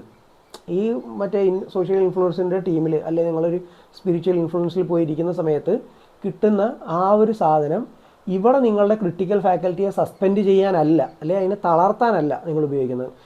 ഇതിനെ കൂടുതൽ ഫോക്കസ് ചെയ്തിട്ട് മൂർച്ച കൂട്ടിയെടുക്കാൻ വേണ്ടി ഉപയോഗിക്കുന്ന ഒരു സംഭവം. തനിയെ ഇത് ചെയ്യാൻ പറ്റും. നിങ്ങൾ ഈ പറയുന്ന പോലെ തന്നെ ചെയ്തു നോക്കിക്കോ. ഒരു ദിവസം 10 മിനിറ്റ് നിങ്ങൾ മാറ്റി വയ്ക്കുക, ശാന്തമായിട്ടിരിക്കുക, ഏതെങ്കിലും ഒരു പ്ലേസിൽ. അത് നിങ്ങൾക്ക് ഇഷ്ടമുള്ള സമയം തിരഞ്ഞെടുത്തോ. എന്നിട്ട് നിങ്ങൾ ശ്വാസം അകത്തേക്കും പുറത്തേക്കും വിടുന്ന ശ്വാസത്തിലൊന്ന് ശ്രദ്ധിച്ചോ. കാര്യം എന്താ വെച്ചാൽ വേറെ ഒന്നിലേക്കും ശ്രദ്ധ പോകാതിരിക്കാൻ വേണ്ടി. ഇനി നിങ്ങൾക്ക് അങ്ങനെ ശ്രദ്ധ ഒന്നിലേക്കും പോകാത്ത ഒരാളാണെങ്കിൽ നിങ്ങൾ ഒന്നിനെയും ഫോക്കസ് ചെയ്യേണ്ട, ചുമ്മാതിരുന്നാൽ മതി. അപ്പോൾ അങ്ങനെ ഇരിക്കുന്ന സമയത്ത് നമ്മൾ വേറെ ഒന്നിനെക്കുറിച്ചും ചിന്തിക്കേണ്ട. അവർ പറഞ്ഞു തരുന്ന അതേ സൈക്കോളജിയാണ് ഇവിടെ വർക്ക് ചെയ്യുന്നത്. നിങ്ങൾ ഒന്നിനെക്കുറിച്ചും ചിന്തിക്കാത്തപ്പോൾ നിങ്ങളുടെ മനസ്സെന്താവും? റിലാക്സ് ആവും. നിങ്ങൾ ഒന്നിനെക്കുറിച്ച്, നിങ്ങളുടെ ചിന്തകളാണ് നിങ്ങളെ എന്ത് ചെയ്യുന്നത്? ഭ്രാന്ത് പിടിപ്പിക്കുന്നത്. നാളെ കഞ്ഞിക്ക് എന്ത് കറി വയ്ക്കുമെന്ന ചിന്തയാണ് നിങ്ങൾക്ക് വരുന്നതെങ്കിൽ, നാളത്തെ കറി വയ്ക്കുന്നത് നാളെ ആലോചിച്ചാൽ മതിയെന്ന് ചിന്തിക്കുന്ന സ്ഥലത്തും നാളെ എന്ത് കറി വയ്ക്കുമെന്ന് ആലോചിക്കുന്ന സ്ഥലത്തും രണ്ടും രണ്ട് എഫക്റ്റ് ഉണ്ടാവും. നാളെ എന്തെങ്കിലും മേടിച്ച് വയ്ക്കാം എന്ന് വിചാരിക്കുന്ന സ്ഥലത്ത് നിങ്ങൾക്കവിടെ ഒരു ഓപ്ഷനിലേക്ക് എത്തി. അതേസമയം നാളെ എന്ത് മേടിക്കണം, നാളെ ചിക്കൻ മേടിക്കണോ, അതോ മട്ടൻ മേടിക്കണോ, അതോ ബീഫ് മേടിക്കണോ, അതോ മീൻ മേടിക്കണോ, അതോ പച്ചക്കറി മേടിക്കണോ, സാമ്പാർ വയ്ക്കണോ, അവിയൽ വയ്ക്കണോ, ഈ ഒരു അൺസർട്ടനിറ്റി അല്ലേ, ഒരു കൺഫ്യൂഷൻ അത് വരുമ്പോഴത്തേക്കും നിങ്ങളുടെ മനസ്സിൻ്റെ സമനില എന്താവും? നിങ്ങൾ കൺജസ്റ്റഡ് ആവും. നിങ്ങൾക്ക് ആ ചിന്തകൾ, അതാണ് ചിന്ത. നാളെ എന്ത് ചെയ്യുമെന്ന ചിന്ത, ആ ചിന്തയെ നിങ്ങൾ അങ്ങോട്ട് മാറ്റി വയ്ക്കുന്നു. ഇപ്പം ഞാനത് പറയുന്നുണ്ടോ? നിങ്ങൾ ഈ ക്ലാസ് കേട്ടവർ കേട്ടോ, നിങ്ങൾ ഷെയർ ചെയ്യുന്നത് നിങ്ങളുടെ സോഷ്യൽ കമ്മിറ്റ്മെൻറ്റാണ്. ഷെയർ ചെയ്തില്ല എന്ന് വെച്ചാൽ നിങ്ങൾക്ക് ഇതിനകത്ത് ഗുണം കിട്ടാതിരിക്കത്തില്ല. നിങ്ങളിത് കേട്ടത് കൊണ്ട്, നിങ്ങളിത് ഷെയർ ചെയ്തില്ല എന്ന് വെച്ചുകൊണ്ട് നിങ്ങൾക്ക് ഗുണം കിട്ടാതിരിക്കത്തില്ല. നിങ്ങൾക്കത് കിട്ടും. നിങ്ങൾക്ക് എപ്പോൾ വേണേലും ആ 10 മിനിറ്റ് ഫ്രീ ആയിട്ടിരുന്ന് സുഖസുന്ദരമായിട്ട് ഈ കാര്യങ്ങൾ ചെയ്ത് നിങ്ങളുടെ ലൈഫിൽ ഒരു മാറ്റം കൊണ്ടുവരാൻ പറ്റും. പക്ഷേ ആ മാറ്റം മറ്റുള്ളവരെ ട്രാപ്പുകളിലേക്ക് പോകുന്നതിൽ നിന്ന് തടയാൻ കൂടി നിങ്ങൾക്ക് സഹായിക്കണമെന്നുണ്ടെങ്കിൽ നിങ്ങളിത് ഷെയർ ചെയ്ത് കൊടുക്കുക. നിങ്ങൾ സ്നേഹിക്കുന്ന ആളുകൾ അവർ പോയി തരാൻ ട്രാപ്പിൽ ചാടാതിരിക്കണമെങ്കിൽ നിങ്ങൾ ഷെയർ ചെയ്ത് കൊടുക്കുക. അല്ലാതെ ഇപ്പം എന്താ? അല്ലാതെ നിങ്ങളിത് ഷെയർ ചെയ്യുന്നതിൻ്റെ അകത്ത് അരി മേടിക്കണമെന്ന് ഞാൻ ആഗ്രഹിക്കുന്നില്ല. പക്ഷേ ഞാനിത് പറഞ്ഞുകൊണ്ടിരിക്കും. കാരണം അത് എൻ്റെ സയൻറ്റിഫിക്കലായിട്ടുള്ള ബോധ്യങ്ങളാണെന്നേ. ഞാനീ പറയുന്നതെല്ലാം നിങ്ങൾ ഇന്ന് അവൈലബിൾ ആയിട്ടുള്ള ഏതൊരു സോഴ്സ് എടുത്താലും, ഏതൊരു ഡോക്ടേഴ്സിനെ എടുത്താലും, ബാക്കിയുള്ള കാര്യങ്ങളിൽ എടുത്താലും, മെഡിക്കൽ സയൻസ് എടുത്താലും, അല്ലെങ്കിൽ നിങ്ങൾ നിങ്ങളുടെ ബിലീഫ് സിസ്റ്റത്തിൽ തന്നെ മാത്രം വിശ്വസിച്ചുകൊണ്ട് നിന്നാലും ഫാക്റ്റ് ഈസ് ഫാക്റ്റാണ്. വിശ്വാസം നിങ്ങളുടെ മാത്രമാണ്. സംഭവിക്കുന്നത് അതിൻ്റെ പിന്നിലത്തെ പ്രവർത്തനങ്ങൾ എന്താണെന്ന്. ഇപ്പോൾ ക്ലോക്ക് നമ്മൾ കാണുന്നത് എന്താ? ക്ലോക്ക് എന്ന് പറയുന്ന സാധനത്തിൻ്റെ സൂചി മാത്രം നീങ്ങുന്നതാണ് കാണുന്നത് എന്ന് പറയാൻ അതിൻ്റെ പിന്നിൽ ഒരു പ്രവർത്തനം നടക്കാഞ്ഞിട്ടാണോ സൂചി കൃത്യമായിട്ട് ഇത്രയും സമയത്തേക്ക്? അതിൻ്റെ അകത്തൊരു ബാറ്ററി ഉണ്ട്, അതിൻ്റെ അകത്ത് കോയിലുണ്ട്, കോഡ്സ് എന്ന് പറയുന്ന കുറേ സംഭവങ്ങൾ അതിൻ്റെ അകത്തുണ്ട്, ഇതെല്ലാം ആ മാഗ്നറ്റ് ഉണ്ട്. അങ്ങനെ കുറേ സാധനങ്ങൾ, കുറേ ചക്രങ്ങൾ ഉള്ളിൽ തിരിയുമ്പോഴാണ് പുറത്ത് 3 നീഡിലുകൾ നീങ്ങുന്നത്. കുറേ ചക്രങ്ങൾ അതിൻ്റെ ഉള്ളിൽ തിരിയുന്നുണ്ട്. ഇതുപോലെ നമ്മുടെ മനസ്സും നമ്മളുടെ ശരീരവുമായിട്ടുള്ള കുറേ ചക്രങ്ങൾ തിരിയുമ്പോഴാണ് നമ്മളിലൊരു മാറ്റം വരുന്നത്. അത്രയേ ഉള്ളൂ അതിൻ്റെ റിയാലിറ്റി. ആ റിയാലിറ്റി എന്താണെന്ന് മനസ്സിലാക്കുന്നതിന് പകരം അത് അത്ഭുതമാണ്. ക്ലോക്ക് തിരിയുന്നത് നിങ്ങൾ അത്ഭുതമായിട്ട് കണക്ക് കൂട്ടുമോ? അതോ അതൊരു ടെക്നിക്കൽ ആസ്പെക്റ്റായിട്ട് നിങ്ങൾ കാണുമോ? അല്ലേ, ക്ലോക്കിൻ്റെ സൂചി ഇപ്പം സമയം 9:15, ഒരു സൂചി 9-ലും ഒരു സൂചി 3-ലും പോയി നിൽക്കുന്നു. അപ്പോൾ അത് കഴിഞ്ഞ് നിങ്ങൾ കുറച്ച് കഴിഞ്ഞ് നോക്കുമ്പോഴത്തേക്ക് 9:30, ഒരു സൂചി നേരെ 6-ലും വന്ന് നിൽക്കുന്നു, ഒരു സൂചി 9-ലും നിൽക്കുന്നു. അപ്പോൾ നിങ്ങൾ പറയുമോ ഇത് മിറാക്കിളാണെന്ന്? ഇനി അതവിടെ 9:30 എത്തിയില്ല, 9:20 ആയപ്പോൾ അതവിടെ നിന്നുപോയി. അപ്പോൾ നിങ്ങൾ വാച്ച് നോക്കിയപ്പോൾ 9:30, നിങ്ങളുടെ ക്ലോക്ക് നോക്കിയപ്പോൾ 9:20. അപ്പോൾ നിങ്ങൾ എന്ത് പറയും? മിറാക്കിളാണെന്ന് പറയുമോ അതോ ബാറ്ററി പോയെന്ന് പറയുമോ? നിങ്ങൾ സ്വാഭാവികമായിട്ടും പറയും ബാറ്ററി തീർന്നു, ക്ലോക്ക് നിന്നുപോയി. അല്ലേ? അതല്ലേ അതിൻ്റെ ഫാക്റ്റ്. അതാണ് സത്യം. ബാറ്ററി തീർന്നതുകൊണ്ട് ക്ലോക്ക് നിന്നുപോയി എന്ന പോലെ നമ്മളുടെ ശരീരത്തിൽ ഒരു ഹോർമോൺ ഉൽപ്പാദിപ്പിക്കപ്പെടുന്നില്ല. അല്ല, ഇൻസുലിൻ ഉൽപ്പാദിപ്പിച്ചില്ല എങ്കിൽ എന്ത് പറ്റും? പാൻക്രിയാസ് ഇൻസുലിൻ ഉൽപ്പാദിപ്പിക്കുന്ന പരിപാടി കുറച്ച് കാലത്തേക്ക് പെൻഡിങ് വെച്ച് കഴിഞ്ഞാൽ നമ്മുടെ ഷുഗറിൻ്റെ ലെവൽ അങ്ങോട്ട് മാറും. വിറ്റാമിൻ ഇ ഉൾപ്പെടെയുള്ള കാര്യങ്ങൾ ഉൽപ്പാദിപ്പിക്കുകയും ബാക്കിയുള്ള കാര്യങ്ങളും ചെയ്യുന്ന പരിപാടി കരൾ നിർത്തി വെച്ച് കഴിഞ്ഞാൽ പണി മുടങ്ങും. നമ്മുടെ ശരീരത്തിൽ കിഡ്നി ചെയ്യേണ്ട ജോലി കിഡ്നി ചെയ്തില്ലെങ്കിൽ പണി മുടങ്ങും. അല്ലേ? മൂത്രമാക്കുന്നതും രക്തത്തെ ഫിൽട്ടർ ചെയ്യുന്നതുമായിട്ടുള്ള ഒരു അരിപ്പയാണ് കിഡ്നി. ആ പണി അത് ചെയ്തില്ലെങ്കിൽ എന്ത് പറ്റും? നമ്മുടെ ശരീരത്തിൽ രക്തത്തിലെ അഴുക്കിൻ്റെ അളവ് കൂടും. അപ്പോൾ ഇങ്ങനെ ഓരോ കാര്യത്തിനും സയൻറ്റിഫിക്കായിട്ട് ഒരു സൈഡ് ഉണ്ടാവും, അതായിരിക്കും അതിൻ്റെ ഫാക്റ്റ്. മറ്റേത് വിശ്വാസവും ബേസ് ചെയ്യുന്നത്. വിശ്വാസം ബേസ് ചെയ്യുമ്പോൾ വേണമെങ്കിൽ നിങ്ങൾക്ക് പറയാം, നിങ്ങൾ രാവിലെ തൊട്ട് എഴുന്നേൽക്കുമ്പോൾ തൊട്ട് കിഡ്നി ഒന്നും ചെയ്യുന്നൊന്നുമില്ല, കിഡ്നിയൊക്കെ വെറുതെ ശരീരത്തിരിക്കുകയാണെന്ന് പറയാം. അപ്പോൾ ചൂഷകർ നിങ്ങളുടെ കയ്യിൽ നിന്ന് തട്ടിയെടുക്കാൻ ശ്രമിക്കുന്ന ആ മാന്ത്രിക വടി യഥാർത്ഥത്തിൽ നിങ്ങളുടെ കയ്യിൽ തന്നെ ഉള്ളതാണ്, നിങ്ങളുടെ ഉള്ളിൽ തന്നെ ഉള്ളതാണ്. അത് പ്രവർത്തിപ്പിക്കാൻ വേറൊരു എക്സ്റ്റേണൽ സ്വിച്ച് നിങ്ങൾക്ക് വേണ്ട. നിങ്ങളുടെ വിശ്വാസം നിങ്ങളിൽ തന്നെ അർപ്പിക്കുക. ശാസ്ത്രത്തെയും യുക്തിയെയും കുറച്ച് നിങ്ങളുടെ ബിലീഫ്സിനെയും കൂട്ടുപിടിക്കുക, കുറച്ച് ബിലീഫ്സിനെ കൂട്ടുപിടിക്കാവുള്ളൂ. അങ്ങനെ നിങ്ങൾ ചെയ്ത് കഴിഞ്ഞാൽ അടുത്തൊരു 10-20 ദിവസം കൊണ്ട് നിങ്ങൾക്ക് ഓൾറെഡി നമ്മൾ ഈ ക്ലാസ് കണ്ടിന്യൂ ചെയ്യും. അപ്പോൾ അത് നിങ്ങൾക്ക് എന്ത് ചെയ്യാൻ പറ്റും, മനസ്സിലാക്കാൻ പറ്റും ഉറപ്പായിട്ടും. ഇന്നത്തെ ഈ ക്ലാസ്സിൽ നമ്മൾ 3 വിഷയങ്ങൾ മെയിനായിട്ടും സംസാരിച്ചിട്ടുണ്ട്. അതെല്ലാവരും ഒന്ന് കേട്ട് മനസ്സിലാക്കുക. പിന്നെ ആർക്കെങ്കിലും എന്തെങ്കിലും ചോദിക്കാനുണ്ടെങ്കിൽ ഒരു 10 മിനിറ്റും കൂടെ ചോദിക്കാം. 9:30 ആകുമ്പോൾ വൈൻഡപ്പ് ചെയ്യാം. ഓക്കെ.